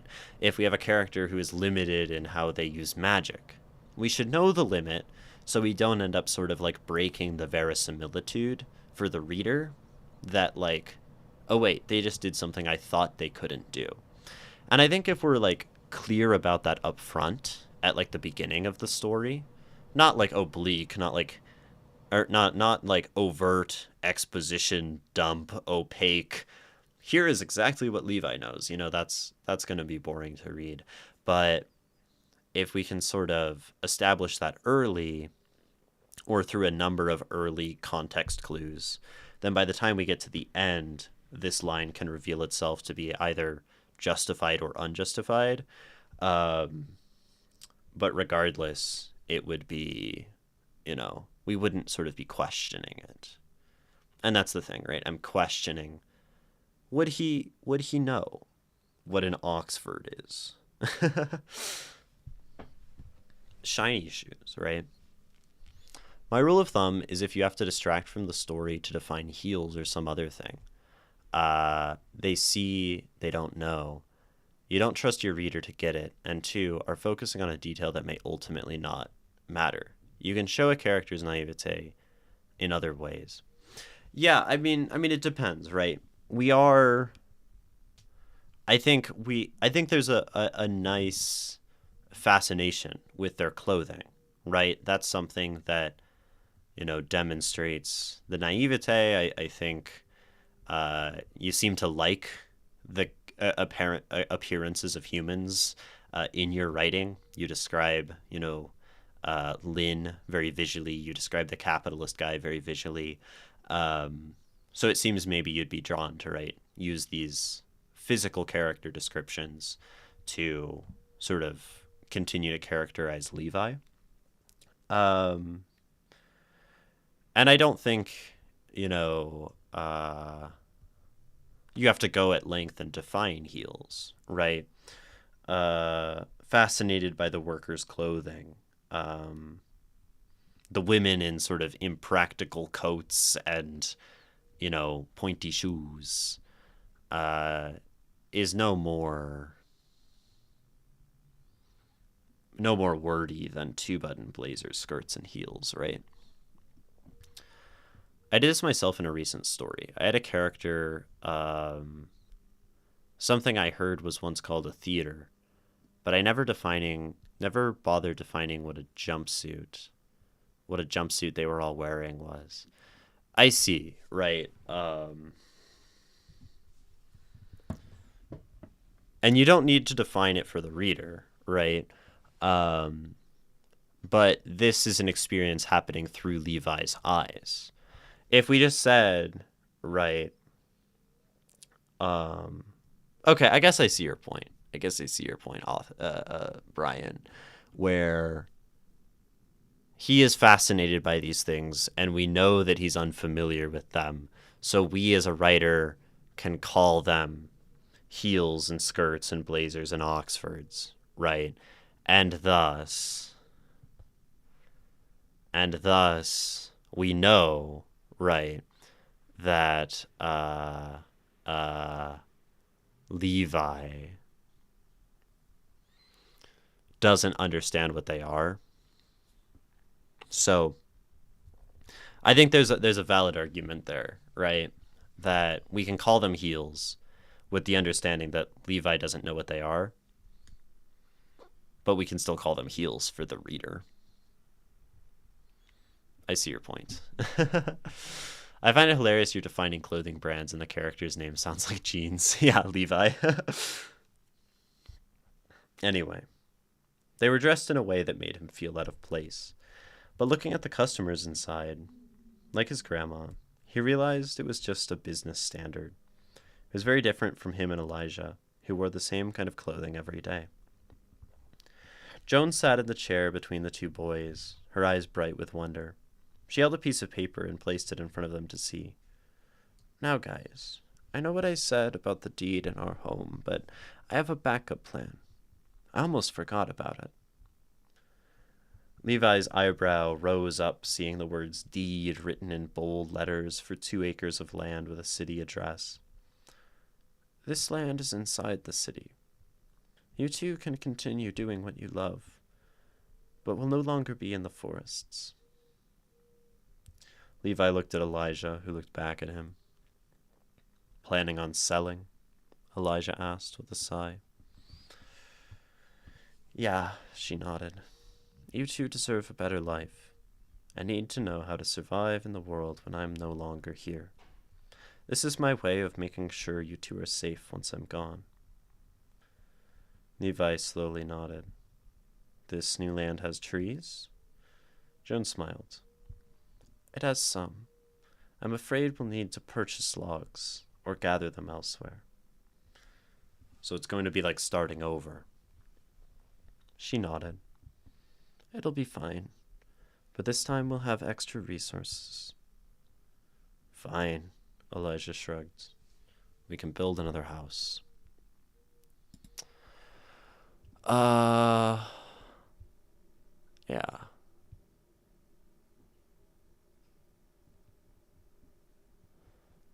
Oh, I confuse myself, so the storytelling is for the reader. Well, I think there are two philosophies here on the shoes thing, Glow Gamer, that are both valid, right? And me and Brian are maybe presenting two valid sides to like the same point. One is that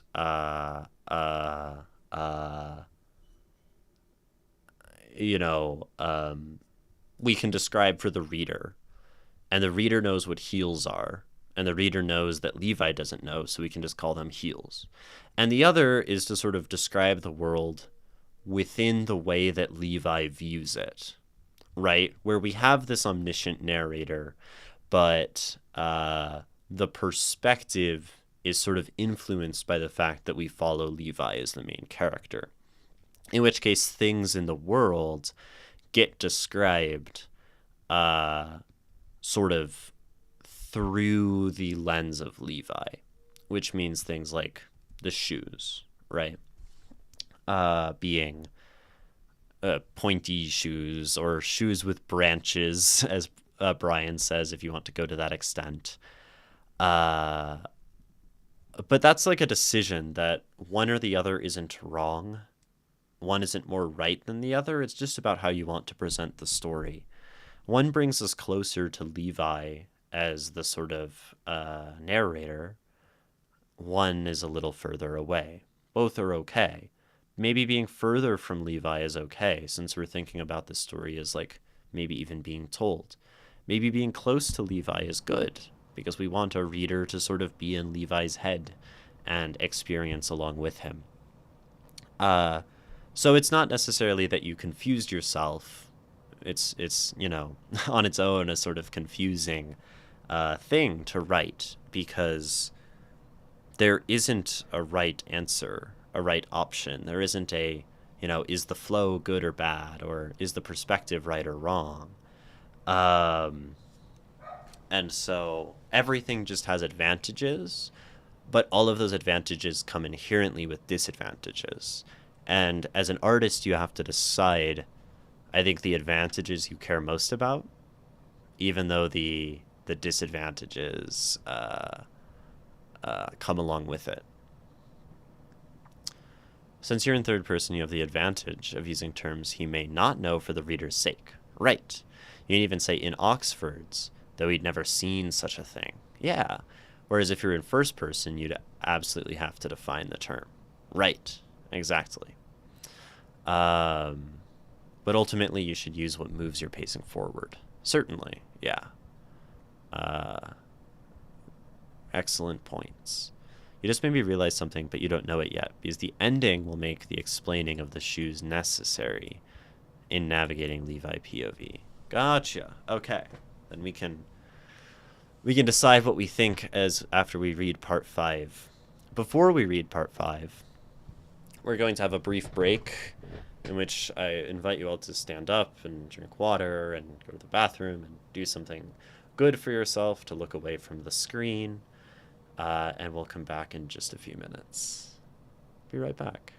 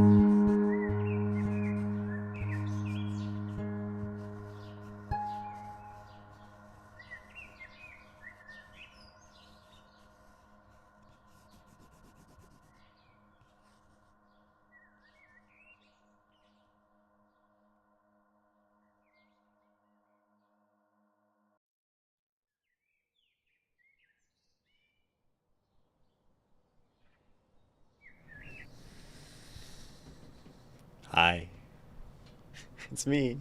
I'm back. Still alive. Made it through the 3 minutes. Uh, um, Brian has lots of valuable things to say. You went to school for this stuff. Poetry was a hobby. Prose and theater is my wheelhouse. I think, I honestly think the average person in my chat knows more about prose than I do. Like, I have written barely any prose in my life. I've read a lot of prose, but I think knowing how something works comes from doing it. And I am very, like, distant from prose. Uh, and I think, like, my chat is so much better at talking about prose than I am. So I like when y'all help me out. Imogen is extremely knowledgeable. You know, I don't know. You might have the more informed answers, Brian. Um, but yeah, nothing is better, just different, just choices.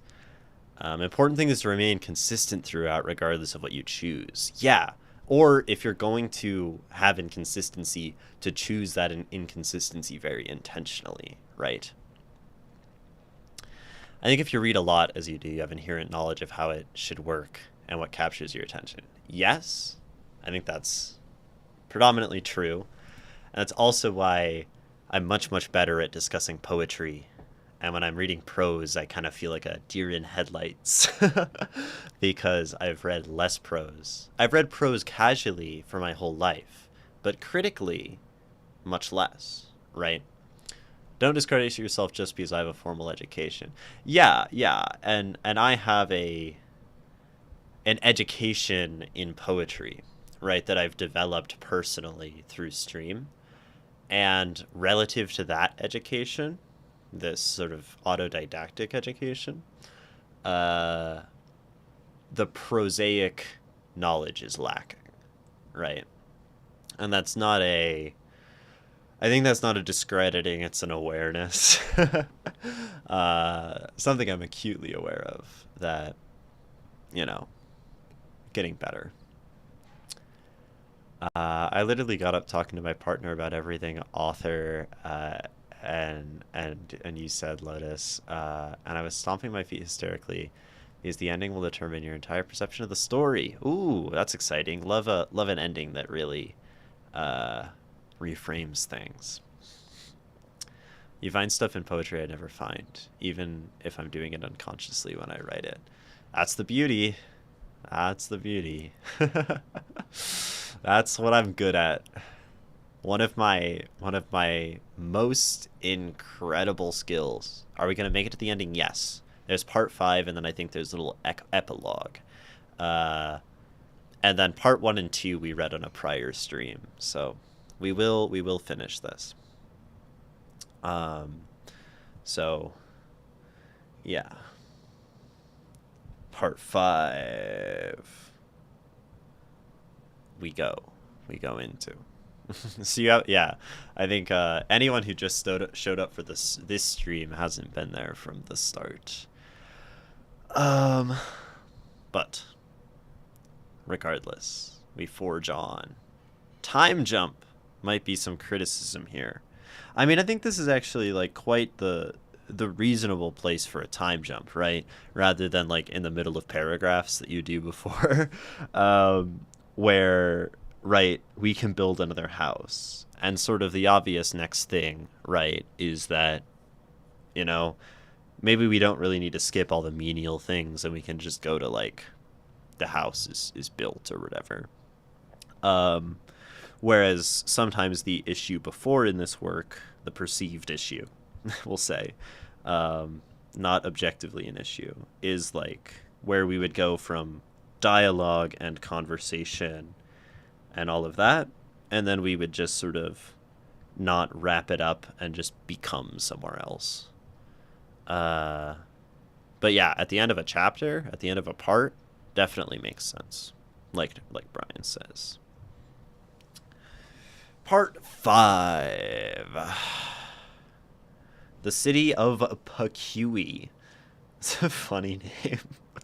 The city of Pakui had many tall, structured homes, neon lights blazing, restaurants and shops lining the corners, and people rode by on bikes and scooters. The street traffic was dense, with many vehicles parked beside the sidewalks and bunched together on the road. Joan helped the boys obtain proper identification and search for jobs, which took a while, but luckily some neighbors praised the work the brothers had done building their home, eventually landing them jobs as laborers. And I think that's like a nice sort of transition into the fact that, now they have jobs as laborers. If we just said, start of chapter 5, they're on the job site doing labor, it might be like, whoa, some details have been skipped, right? But we set up for, their life that they're living now, which is cool. Within a year, Elijah found love, moved in with his partner, and welcomed twins. Levi, though, still found his thoughts drifting to Lynn. Sometimes he'd gaze out his window, lost in memories of the forest. One quiet Sunday, he took a taxi back to their old land. The cabin was gone, replaced by slabs of cement, unfinished buildings, and a humming gas station. Machines lay out in plain sight. My button come undone? It's dangerous. Clothing is revolting. Okay. Where were we? Okay, gas station. Machines lay out in plain sight. For miles he saw what was once a place he called home, now a metropolis rising in his place. Months later, Levi met someone too, and she moved in with him and his grandmother. During a late morning, after having a cup of coffee, they sat on the couch. "I have some news about your parents," Joan said from the recliner. She threw an open envelope to him, her eyes wet with tears. Grandma, are you all right?" She sniffed, nodding. "Read the paper." Levi took the 3 folded papers from the mail. His eyes glided over the first. It was a letter from his mother. Icy chest report. Yeah. Sexualizing my poetry stream. Fucked up. Dear Elijah and Levi, my 2 wonderful boys. You're probably wondering why your father and I left you both with Joan after all these years. I want you both to know that we left because we tried to give you a better life. Your father got a job in a city 2 hours away. It would have been difficult to travel back and forth daily, so he stayed close to his job. And me, well, I didn't want to leave him behind. Besides, he needed my help. It was just supposed to be something short and simple, with the reward of a large sum of cash, enough to provide a better life for all of us. But things did not go as planned. The people we worked for were involved in very shady activities. We tried to leave, but things got very bad. They had us trapped for a long time. If you're reading this, something has happened to me, or your dad, or both of us. If you want to know, I want you to know that we loved you both dearly. I thought about you every single day. We celebrated your birthdays with prayers each year, and we're sorry for any distress we may have caused to you boys, including Joan, Mommy, and Daddy. He looked up at Joan with tears rolling down his face. She wore a tearful look. They were going to come back, Levi said, his voice cracking. Joan tilted her head to the side, nodding. I know. He closed his eyes, letting excess water fall from them. Does Elijah know? Not yet. He's coming later today. Levi had calmed his nerves when Elijah entered the house. One swift look at the 2 of them, and his older brother knew something was up. What's going on? He asked. Read this, replied Levi, holding the papers out to him. Grabbing the mail, Elijah sat on the couch, his eyes scanning the pages. Levi caught the way he paused at the end of the first text, his face turning hard. He moved to the 2nd and 3rd pages, which were the death certificates of their parents. Seconds later, he threw the papers onto the end table, stood up, and began pacing back and forth in the room. Brother? Levi called. I don't believe it, Elijah shook his head. I don't believe it. Levi watched the sadness creeping over his brother's features. He knew how Elijah had always believed their parents abandoned them. He knew his anger. But on this day, there was no anger. There was no hate. So they're really dead? He asked. Joe nodded. They're gone. We'll go where they're buried tomorrow. The deafening silence that filled the room felt eerie in their cabin home. It was 3 times bigger than the one they'd built in the woodland. It had 2 stories with 4 bedrooms. Extra storage was not needed. The boys had built a spacious enough living area to house all their belongings. Grabbing the mail, Elijah sat on the couch, his eyes scanning the pages. Levi caught the way he paused at the... Oh, I think I had the same screenshot twice. Oh, it's just that it... I see. Belongings. It goes to there. Levi's eyes stared at the floor, but when he lifted his head, he saw Elijah with tears rolling down his face. He knew something Joan did not. In their previous home, his brother had kept a picture of him and their mother sitting outside on the grass under his pillow. Something he had seen as they packed their belongings. Despite all of Elijah's words about their parents, Levi knew his brother cared for them as much as they had cared for him. Levi sat on the couch one evening with his partner, watching a movie, when a flicker of green caught the corner of his eye at the window. Rising from his seat, he wandered over to the window, lifted it up, and peered out.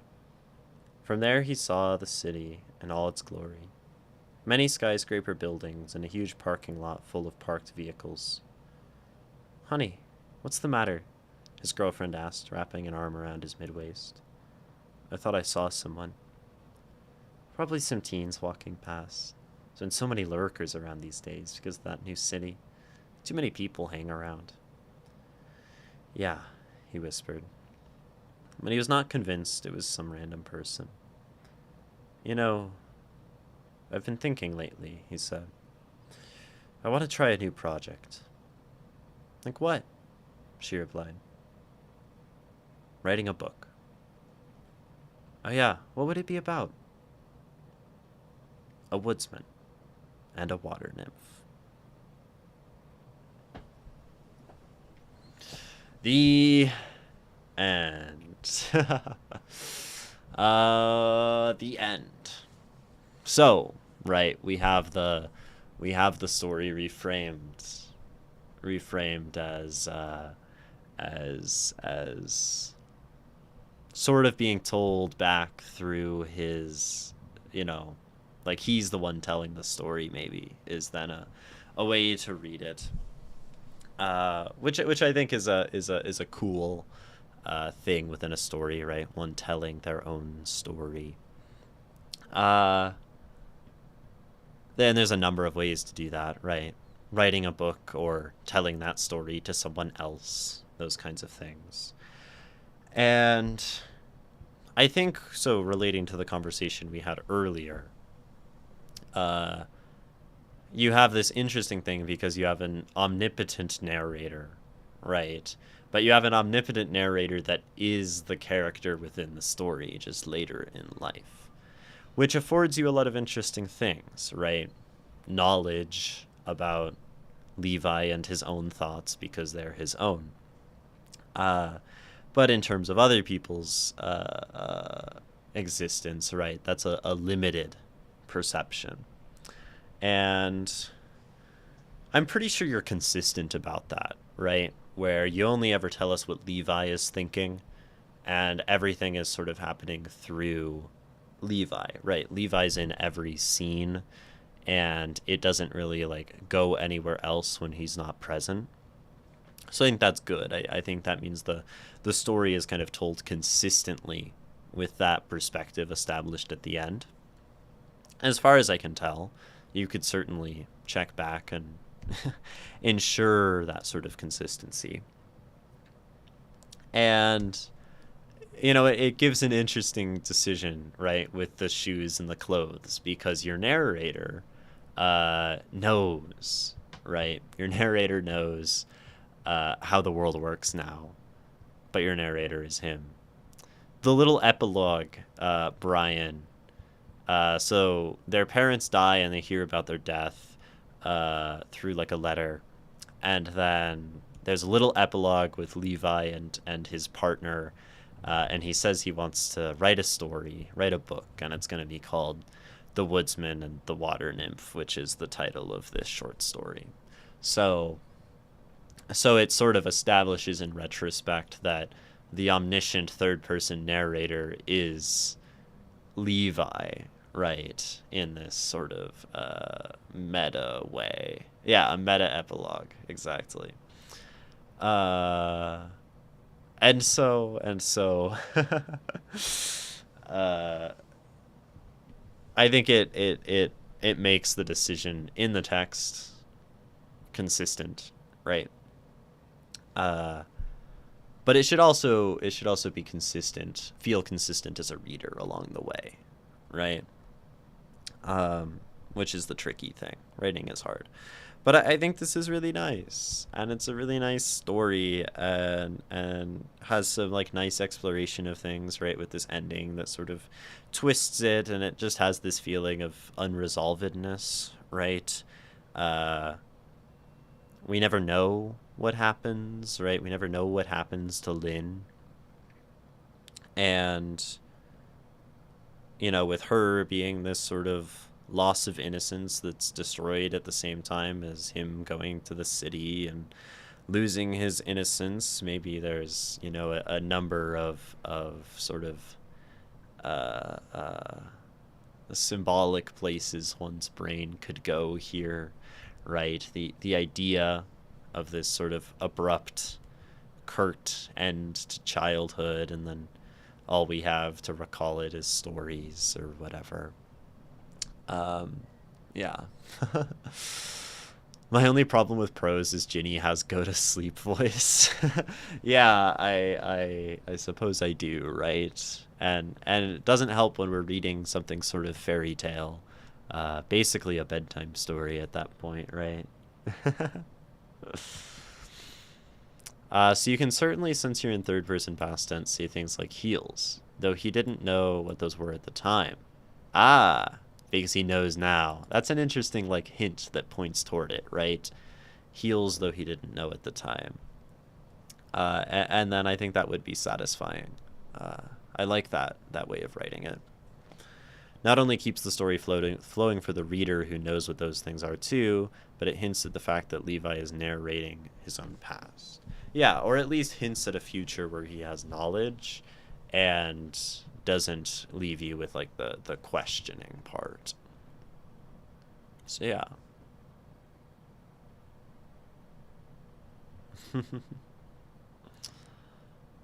Yeah. I really enjoyed this story, right? You asked about Levi and his naivete, and I think we talked about that. We've talked about that throughout. And you talked about flow. And I think the same sort of little things from the prior streams still remain, of like sometimes within those sections there are those jumps that's like, how did we get here? But I actually think the last jump of time is a really good example of doing that, right? Where you're like establishing the change before going into the scene. And that sort of thing can, reappear. Or can be, that sort of format can be used, applied to the earlier ones. So, yeah. Did you have any other questions about this? About this work, Sklo Gamer? I think you said this was your first short story, right? And you've written other prose, and this was your first attempt at short story. I think that's very nice, right? You sort of, there are these things about short story as a form, which, sort of that like little epilogue at the end that reframes the whole thing. I think really works especially well in a short story. Because if you read a whole book and then the whole thing got reframed, you might be like, what the fuck? But a short story, there's less stakes in moves like that. Is the jump different knowing the character in the story is telling the story? Or is it the same problem as in a regular story that isn't narrated by the character themselves? Is the jump different? The time jump? The specific last time jump, or just like any of the time jumps? Knowing the character in the story is telling different, knowing the character in the story is telling the story. Or is it the same problem as in a regular story that isn't narrated by the character themselves? I think, as we are going through the whole story, start to finish, we want it to feel natural, right? We still want it to feel like we are reading a story that flows nicely. We still want to feel like we are, seamlessly going along through a prosaic journey and it's readable and fluid and functional, right?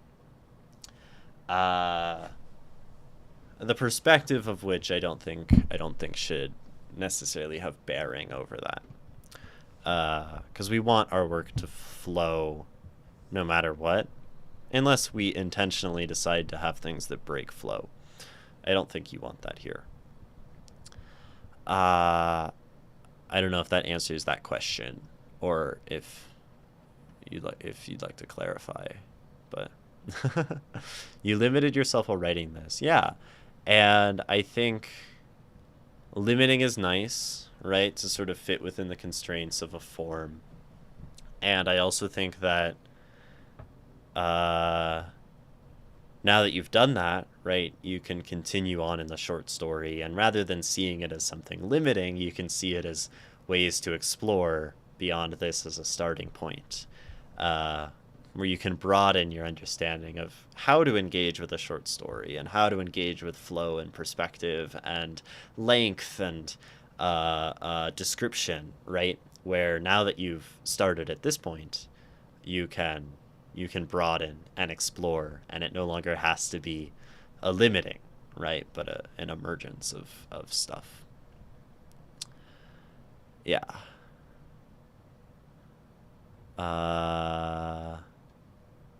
You could switch to I if you wanted to, but that's a very deliberate choice. Yeah. Or you could switch from past to present. You can keep it exactly as is. First two suggestions are if you want to do writer acrobatics or not. Yeah. Yeah, Callie, you put prose in stream submissions, same as it ever was. Thank you, everyone. I have taken notes. I will definitely add more details of Lynn's cave beyond the waterfall, of that describing the boy's physical appearance, Moore and Jones. I will also fix the time jumps. Awesome.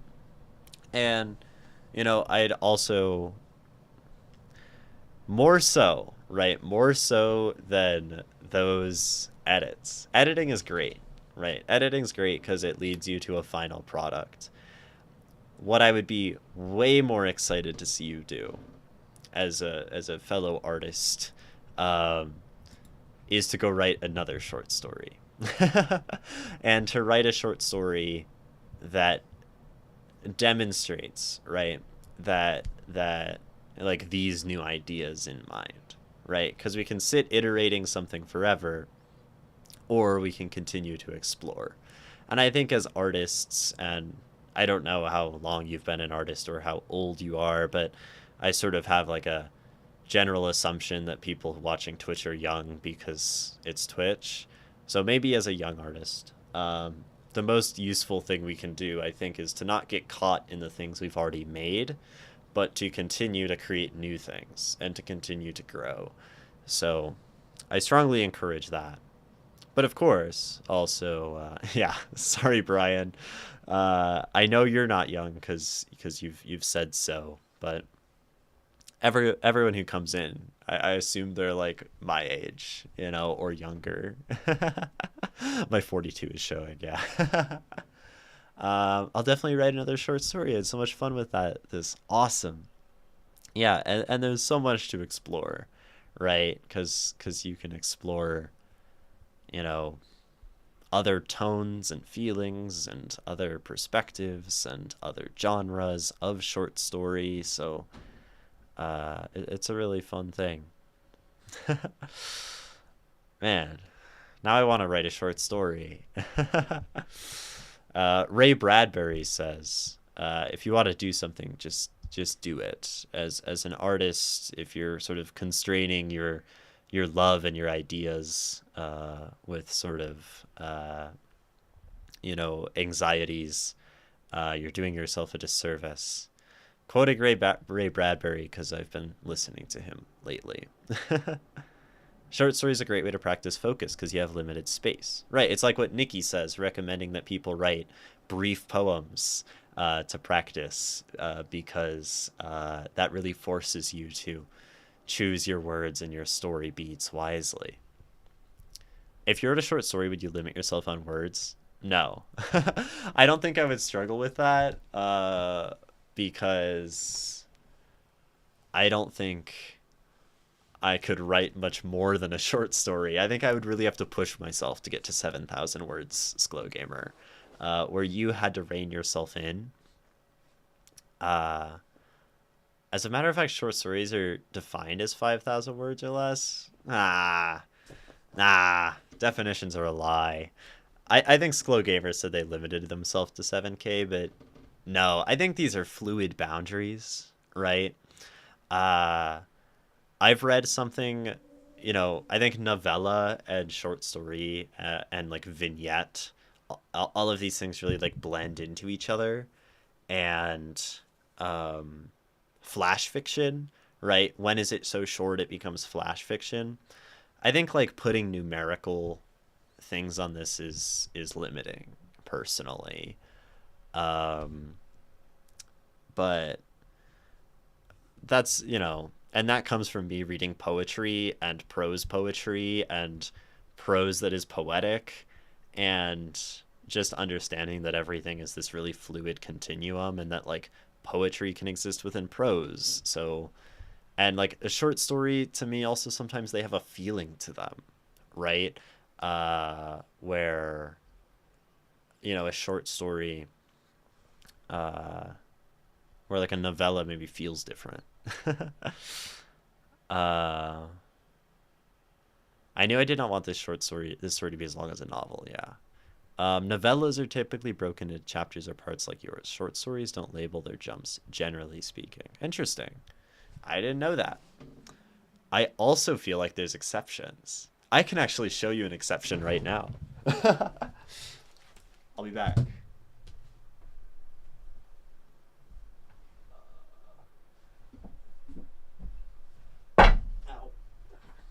Okay. Every rule has exceptions. Because Borges is an exception. I can go to the first short story in his collected fictions, which is something I would call a short story. Just like looking at it. It's called the Cruel Redeemer Lazarus Morel, which I should probably put on the screen. And it has separately titled sections. The remote cause, the place, the man. And I think, these things could be used very narratively, right? This certainly isn't long enough to be a novella in itself. It's like 8 pages. It might be longer than what we just read from you, Sklo Gamer. I'm not sure. And actually, Borges does this a lot, right? He does this a lot, dividing his short stories by headers. I think maybe he does it less later, but there's always an exception to the rule, and to me that's pretty much a reason to just not define things. AI overview, sure. Many terms to describe: flash fiction, short story, novella, novel. Flash fiction 1 to 1,500, short story 1,000 to 10,000. Yeah, I think 10,000 like isn't isn't a bad, like, rough cutoff, but we don't need to be strict, you know? Um, yeah, they all overlap. Um, story forward. Okay, thanks for sending a link. Um, so, you know, if I was to write a short story, I would say, yeah, it helps some writers with benchmarks. I suppose that's true. And publishers. Ah, yeah, that's where I don't care. Publishers are fascists. So I don't need them in my life. Um, yeah. That's because you're a snowflake and not a commercial writer. I know, Brian. I am a snowflake.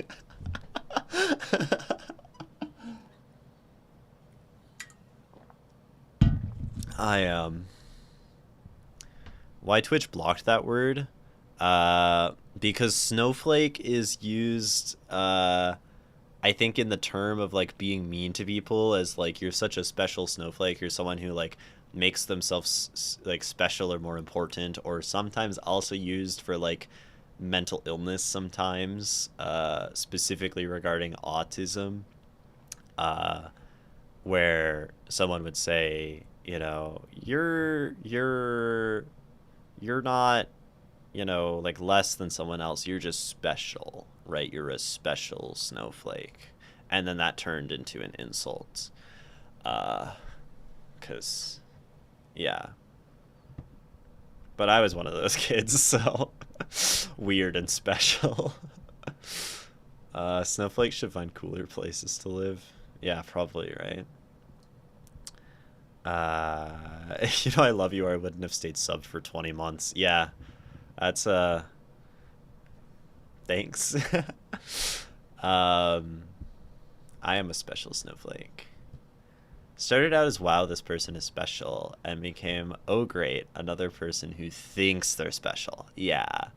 Um, Sometimes you'll see it pointed at like the sort of like SJW leftist, like, oh, that person's such a special snowflake, they need attention or whatever.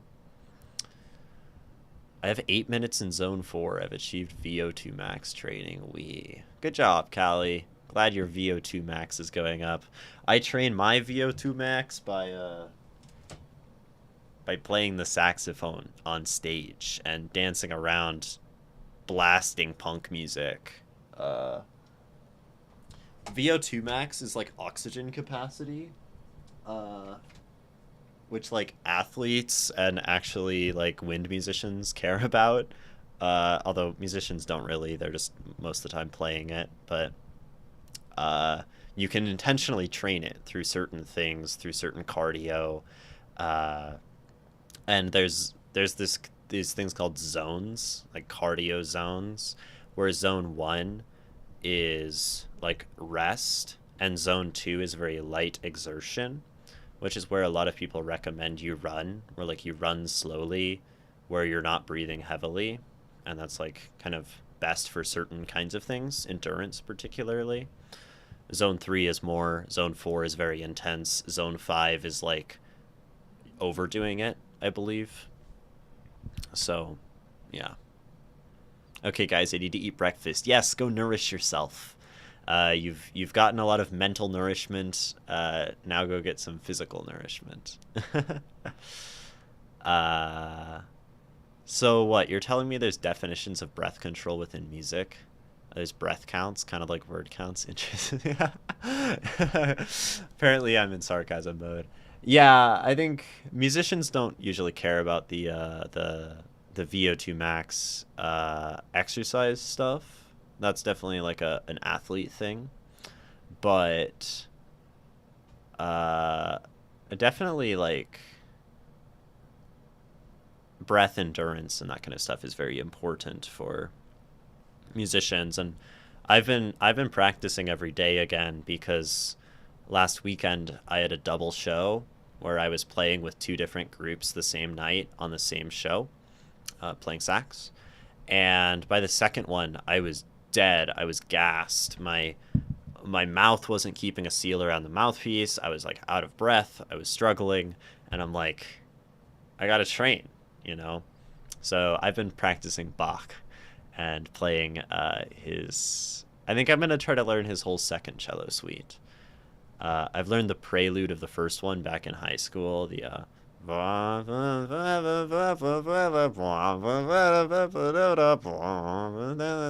right? But I don't know. What is it? It's like a fifth. Yeah, that one, you know?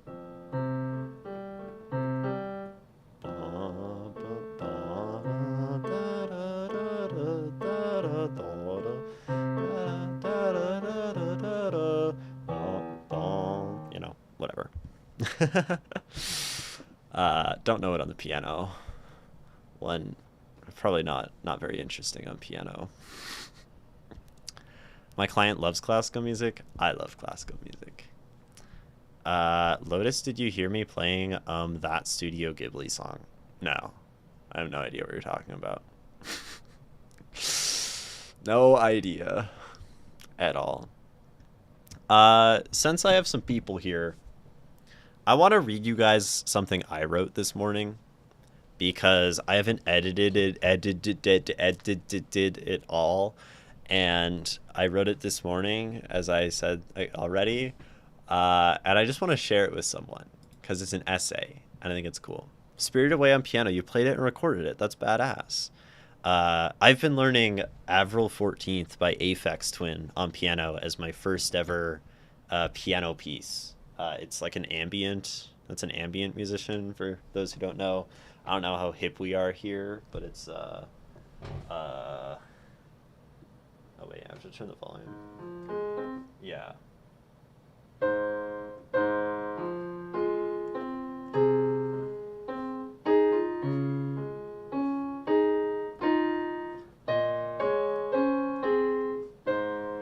I don't know if people recognize that, but I'm learning that. And I'm playing lots of scales. Edited, yes. That's really cool, Callie. Piano is super cool, and I think it is the high-key the best instrument. I say as a saxophonist who's been playing it for like 10 years. Piano is so awesome, and I love it. Like the feeling of just playing it. So nice. Okay, it's time for me to show you guys my essay. And I think I'm going to try to bring OBS, which you guys can't see, over here so I can like read chat somehow. OBS can go here. I can close this. We can go here. Okay, and I think y'all can see. Yeah, Art and Authority is the tentative title. You have your great-grandmother's piano in the garage, but you can't play it. I got my keyboard, just a digital keyboard, from my grandma, because she was learning piano and then stopped and gave it to me. And it works great, and has weighted keys, and it's 88, and that's awesome. Callie, aren't you already in the Discord?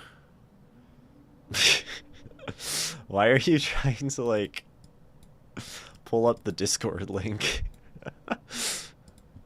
Anyway. Oh, this is, like, covered by chat. Maybe I can, like, push it over here. Okay. That works. That's my essay. We're just gonna put it in the middle like this. I need to be able to see chat here on the left side. It's invisible for you guys.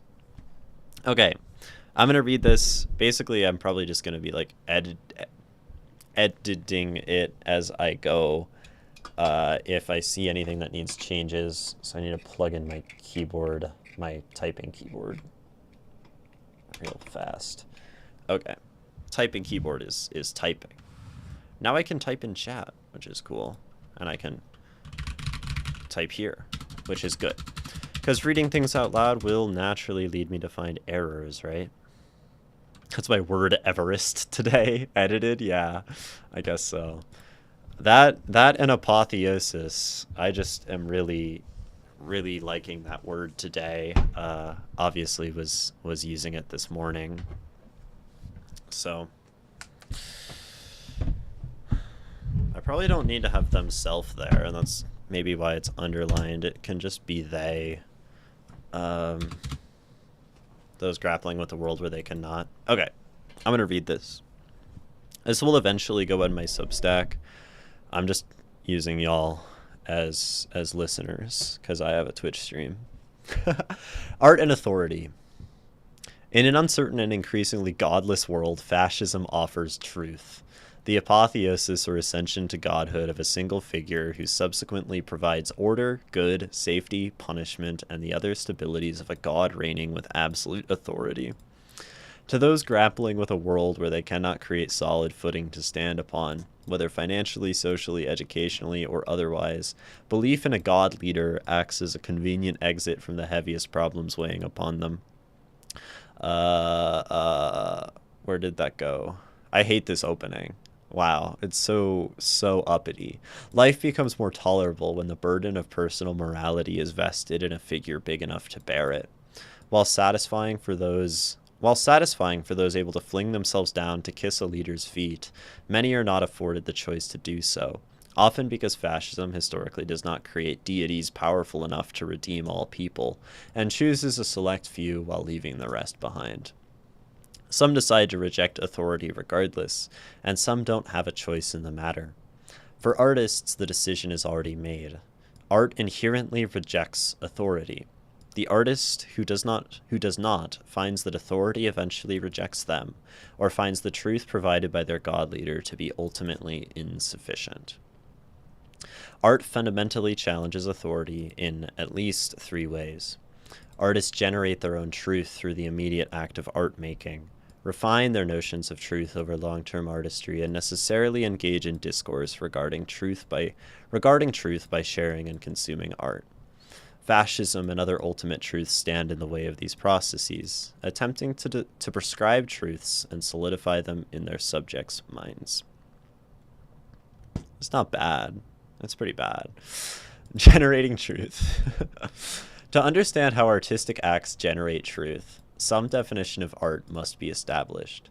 Such wielding of my authorial authority may make some bristle, but allow yourself to trust me when I say that this definition is not final, and furthermore cannot be final. In fact, the definition itself establishes its own non-finality. Art begins with observation, sense, experience, feeling. This phenomenon serves to take objective reality, atoms, photons, and more broadly, objects in space, and filter it through the lens of a subjective observer. If each observer were not subjective and thus could not experience life as something different from the next, unique art could not manifest in the mind. Wielding subjective experience, the artist metamorphoses it back into reality, objectifying the subjective and literal art object, the expression of the personal human experience into an embodied form.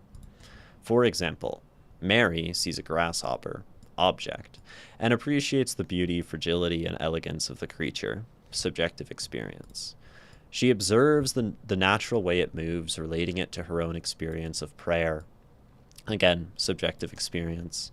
Mary then places pen to paper and writes a poem about the scene to express her feelings. Return to art object. This is referencing a Mary Oliver poem. By creating an art object, the artist commits to expressing a truth about the world, exerting their authority over existence itself. They stamp reality with their own experience. Fascism cannot allow for such freedom. Total rule requires a control of truth itself, a careful curation of the narratives that reach the ruled population. This is seen clearly in the propaganda of past regimes, and more subtly in media monopolization and algorithmic content in the modern day. An ideal fascist regime would carry out its affairs, whether criminal or mundane, without their chosen few knowing, or even imagining the possibility of such acts. A person who creates new truth and conjures worlds outside their own undermines the perfection of the God King. notes for myself to edit this that I've already put in. Refining truth. I don't think I've met an artist who is satisfied by random acts of creation. While art itself is an object birthed from subjective objectivity, the broader artistic experience involves something more. To be content with creation itself, regardless of quality, of standards, would be to finger paint and sing out of tune and write stiff rhymes again and again. This is not to say that amateur or unexperienced art is bad. If anything, it's the most pure and beautiful art. But people tend to grow and learn and develop, and their art tends to do so alongside them.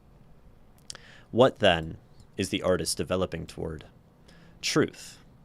If an artist creates truth through their art actions, then the trajectory of art is to create truths that are more true, expressions that convey human existence more honestly or earnestly or realistically or emotionally. Each art object, when understood temporally, becomes a truth that is merely provisional, good enough for the moment, but destined to be eclipsed by the next piece. This can be seen in an experience shared by many, if not all artists. The creation of the best work one has ever made, which a few months or years later will be revealed as somehow inadequate as an expression.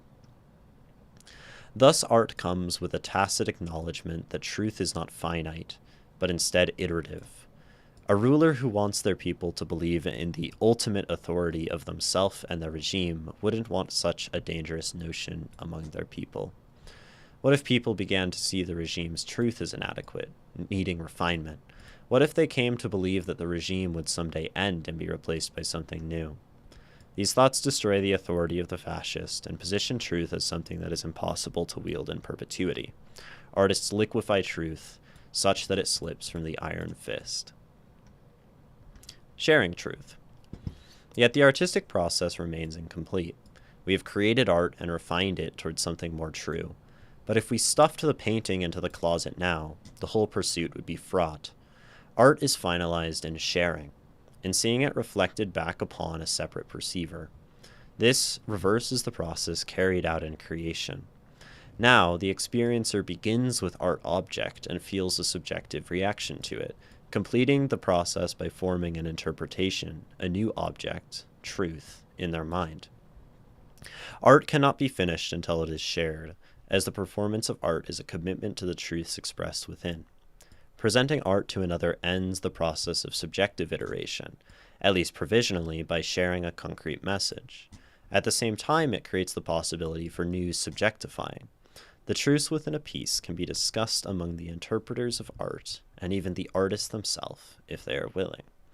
This creates a discourse that challenges the authority of the artist over their own work and vests power in the reader. Great painting.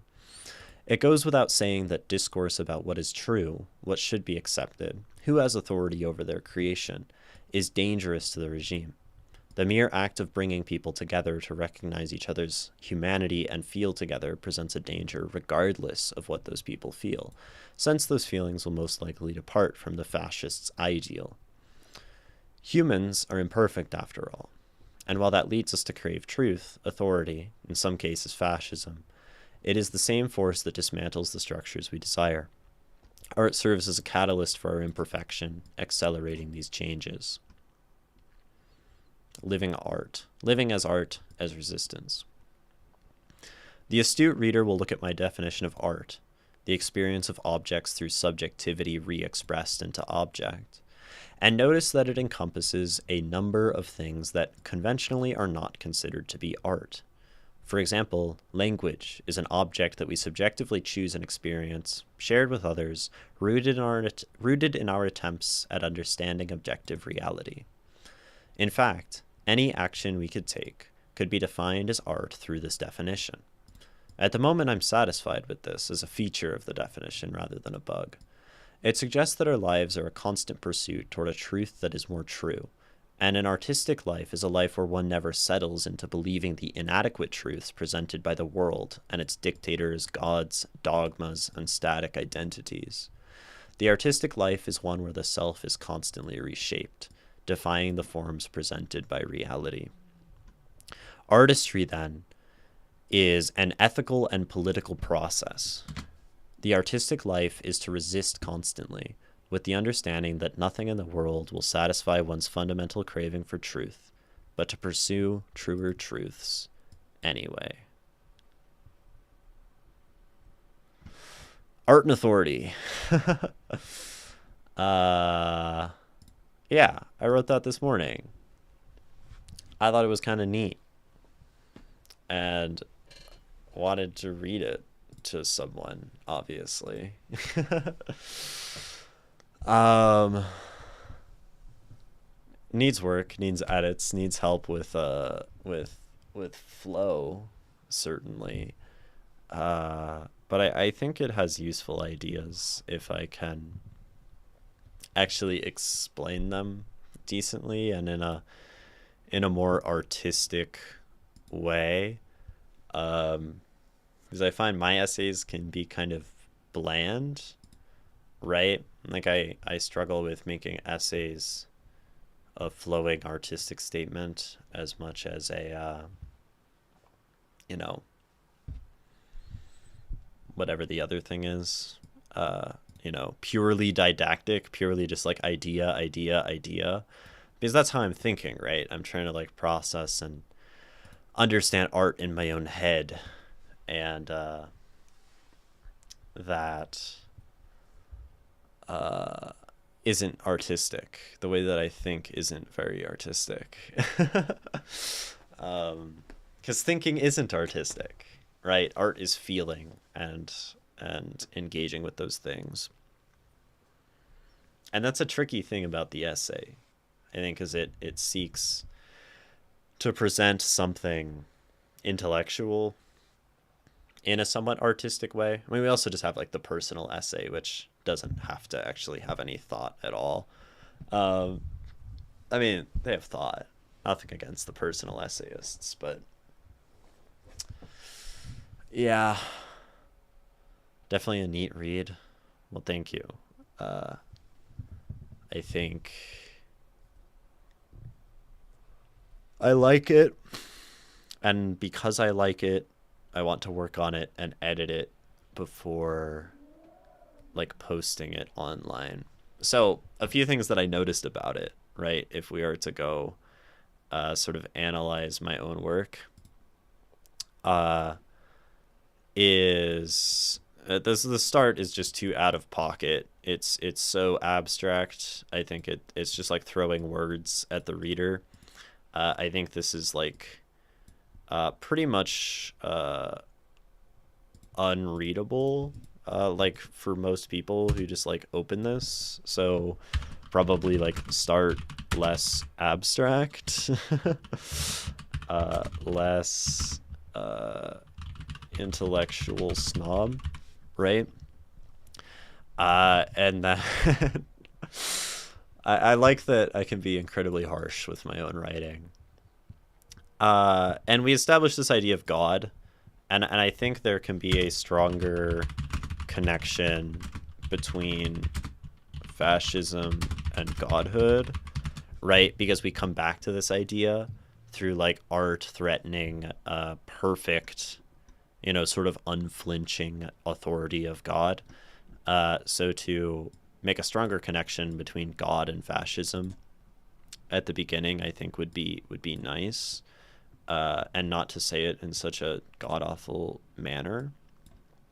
Let me get chat back.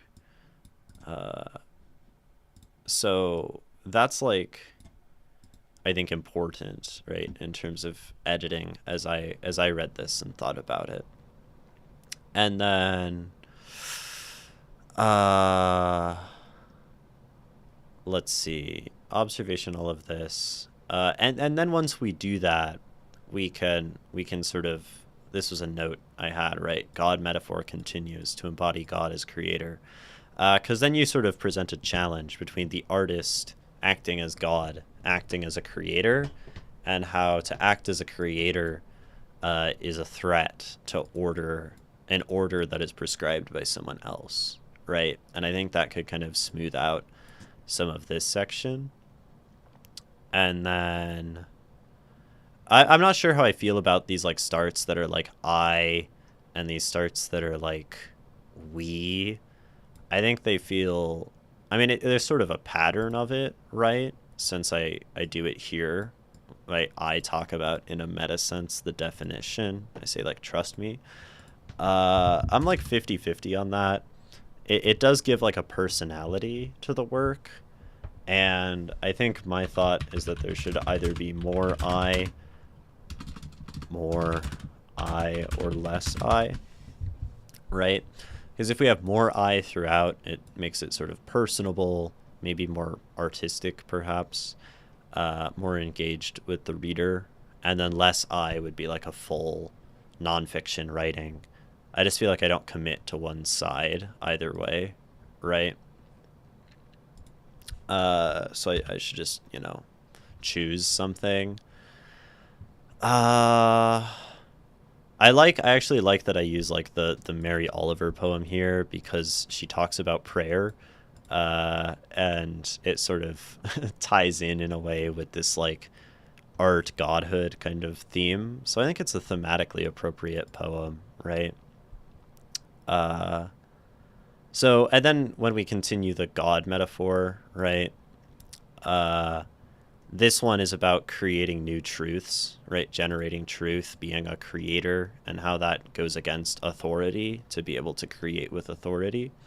And then this one is about like essentially deciding what is ideal, deciding what is true, deciding what is pursued, which is like the idea of God as an arbiter of, like I say, arbiter here, an arbiter of like morality, right? An arbiter of truth, an arbiter of what is and is not.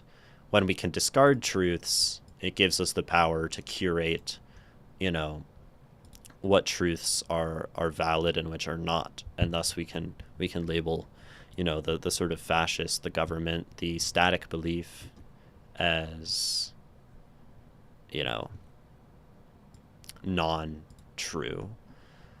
Uh, and I think I have a few more things then to say in that vein about God here, right? The cool thing about like sharing art as an author is that you divest your authority. That's something I actually want to write down. You divest authority by sharing art because you're placing it within like another subjective person's experience, and so they are given liberty to twist it and distort it outside of your intention. And I actually think of that as sort of like a sacrificial act where truth gets transferred from the single person to the many. Uh, and, if we want to talk about apotheosis of the artist, right, there's sort of like there's this sacrifice theme in religion that happens fairly consistently. So I think almost like bringing more religiosity into this work, especially because religion is, predominantly a fascist force, um, uh, allows maybe that's where the art of this piece comes in, right? So maybe we'll say this here. The art of this piece is the religious metaphor, right? Because there needs to be that's like the strong through line that carries the actual technical stuff, right? When I'm talking about like subject, object, subject, art, object, these kinds of things, which are just borderline nonsense. And maybe there's like a further religious metaphor there that can be used. I'm not sure. Um, yeah, like I don't know this like my definition stuff. This all feels pretty like pretty whatever. Um, and like this casual language, satisfied with it as a feature rather than a bug. I was just getting like tired here, and I think like don't be too casual. It's way out of left fields. It felt jarring as I read it, right? Like why are you using like video game lingo now, right? And then returning to inadequate truths presenting by the world and its dictators, gods, dogmas, and static identities, right? That seems pretty off-putting as a reader. And then tying in God at the end, right? If we are to use like the religious thing, we can like bring it back. And I think I sort of like have the impulse, right? I say in an uncertain and increasingly godless world, which isn't a good way to start, because I think this would be read as like, well, it's not a godless world. I think that's the issue, is we've like placed our gods in these things. And it's not that we're a godless world, it's that we're a world that always has gods, and the goalposts of what a god is has moved, maybe, is what I'm trying to say. And this says it horribly. This makes me sound like Nietzsche or something, right? And I think that's not how I want to sound. Or it sounds like what someone would think Nietzsche sounds like from an external perspective. And I don't want to have that philosophic, dramatic, like, it should be coherent. This shouldn't be like Kierkegaard, right? I hate Kierkegaard. He's unreadable. So this needs heavy revisions. But yeah, I love this propaganda poster. Like, holy shit, this is like such a fascinating piece of art, right? This is Enemy, and it's actually the Bible, which is kind of cool, right? So it's fascism killing God, because fascism has to kill God to put itself above God. There's a whole other narrative there. I think the whole analysis of fascism as it relates to gods, as it relates to the ideal, as it relates to authority and punishment and truth, I think there could be a whole book examining those facets if I was more inclined. I'm not sure I'm that inclined. Maybe as I keep editing this, it'll just keep bloating. But yeah, then we have this romantic, sublime, constant pursuit and the dialogue of the School of Athens. So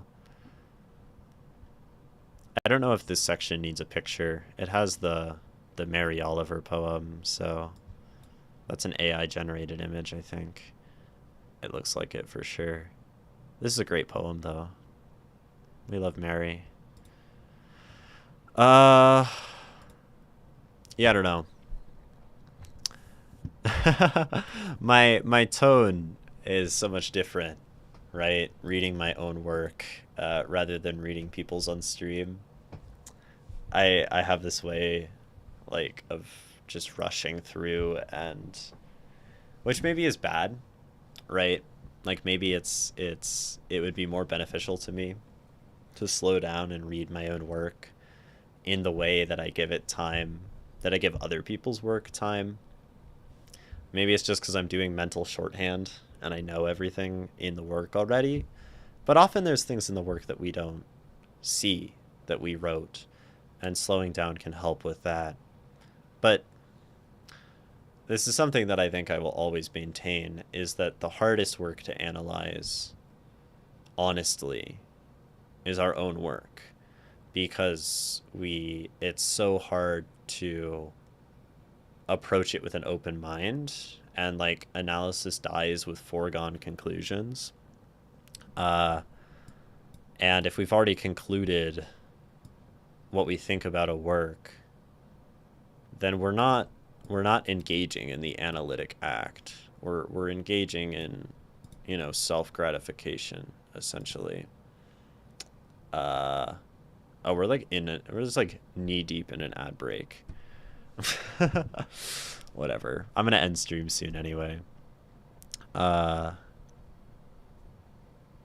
Yeah. So I wrote that, and that's what's on my mind. The art fascism stuff is sort of like a one corner of what I'm thinking about, right? That emerged from the fact that I came to that definition of art, of object as subjective objectivity, or object as subjective object. And that has essentially just like led to a number of conclusions logically extended from that, including like art is anti-authority, art rejects authority. Um, but I think I have a lot to say now about art itself and how it functions, and maybe that means I'll become something of a philosophic art essayist. I'm not sure. Uh, that particular piece occurred because I had a dream. Last night I was dreaming about authority. I was dreaming about myself, like sort of doing like the Tiananmen Square thing, like sitting in front of like the fascist force, and its death looming over me, and that it was in that space. It wasn't literally a tank. I think we were like sitting in front of a dam or something. I don't know. Um, and those of us who were there in that space, uh, well, I found love there. It's a fascinating dream, right? To find love in the opposition of authority. And I think that makes sense because art is love, in a sense, or art emerges from emotions and strong emotion, and that really, one of the predominant forces in that is love. So it sort of actually makes sense from a logical perspective, right? You know, I read an email from a past professor the day before that was talking about authority.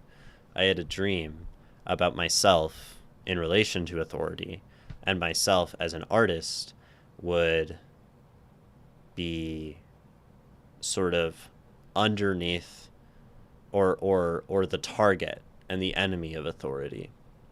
And it is in that enmity, in community with other like minds, that I would find love. Yeah, that's that's what's in my brain. Uh, Hopefully, I have more dreams like that, because obviously, leading to useful, useful, productive artistic work and thought and all of that. So, yeah.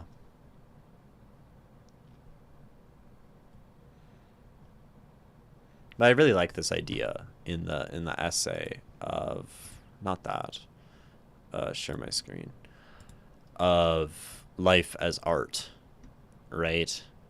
Resistance as life, as art, as love, and that all of these things are kind of synonymous for the action, the fundamental action that is taking objective reality, experiencing it through our own lens, and essentially having the crushing weight, the human condition, the mortal coil that is being forced to in some way choose an object into which we express our experience. Art is one of the ways that we do that, but any action we take is an object into which we express our experience. So really, this is, you know, by framing art essentially just as like the performed and shared version of action, I don't know. I like that. I mean, it sort of happens the other way, but whatever. um, yeah. Sometimes you need to have a good ramble, right? Good ramble. My throat's tired. I think I streamed for 5.5 hours on Wednesday for some reason. And I was singing yesterday. So stream is over. So brief. Only a 3-hour stream. What is to be done? That's just absolutely minute and minuscule. But I'm gonna sneeze. Am I gonna sneeze? It's still there. It's waiting for me to put my guard down, and then I will sneeze. But I must put my guard down anyway. That's all for stream, is the point. Thank you all for coming in and watching.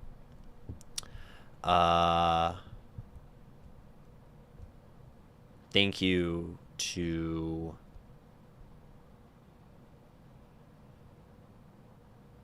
Sklo Gamer. We made it. Sklo Gamer for submitting the short story that we finished today. And thank you all for hanging around and watching and listening. I've been Imogen. Keep making art you love.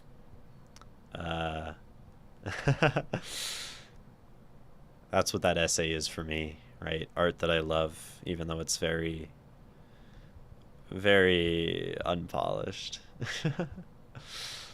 And keep finding beauty in the world. Next stream is tomorrow, so maybe see you then.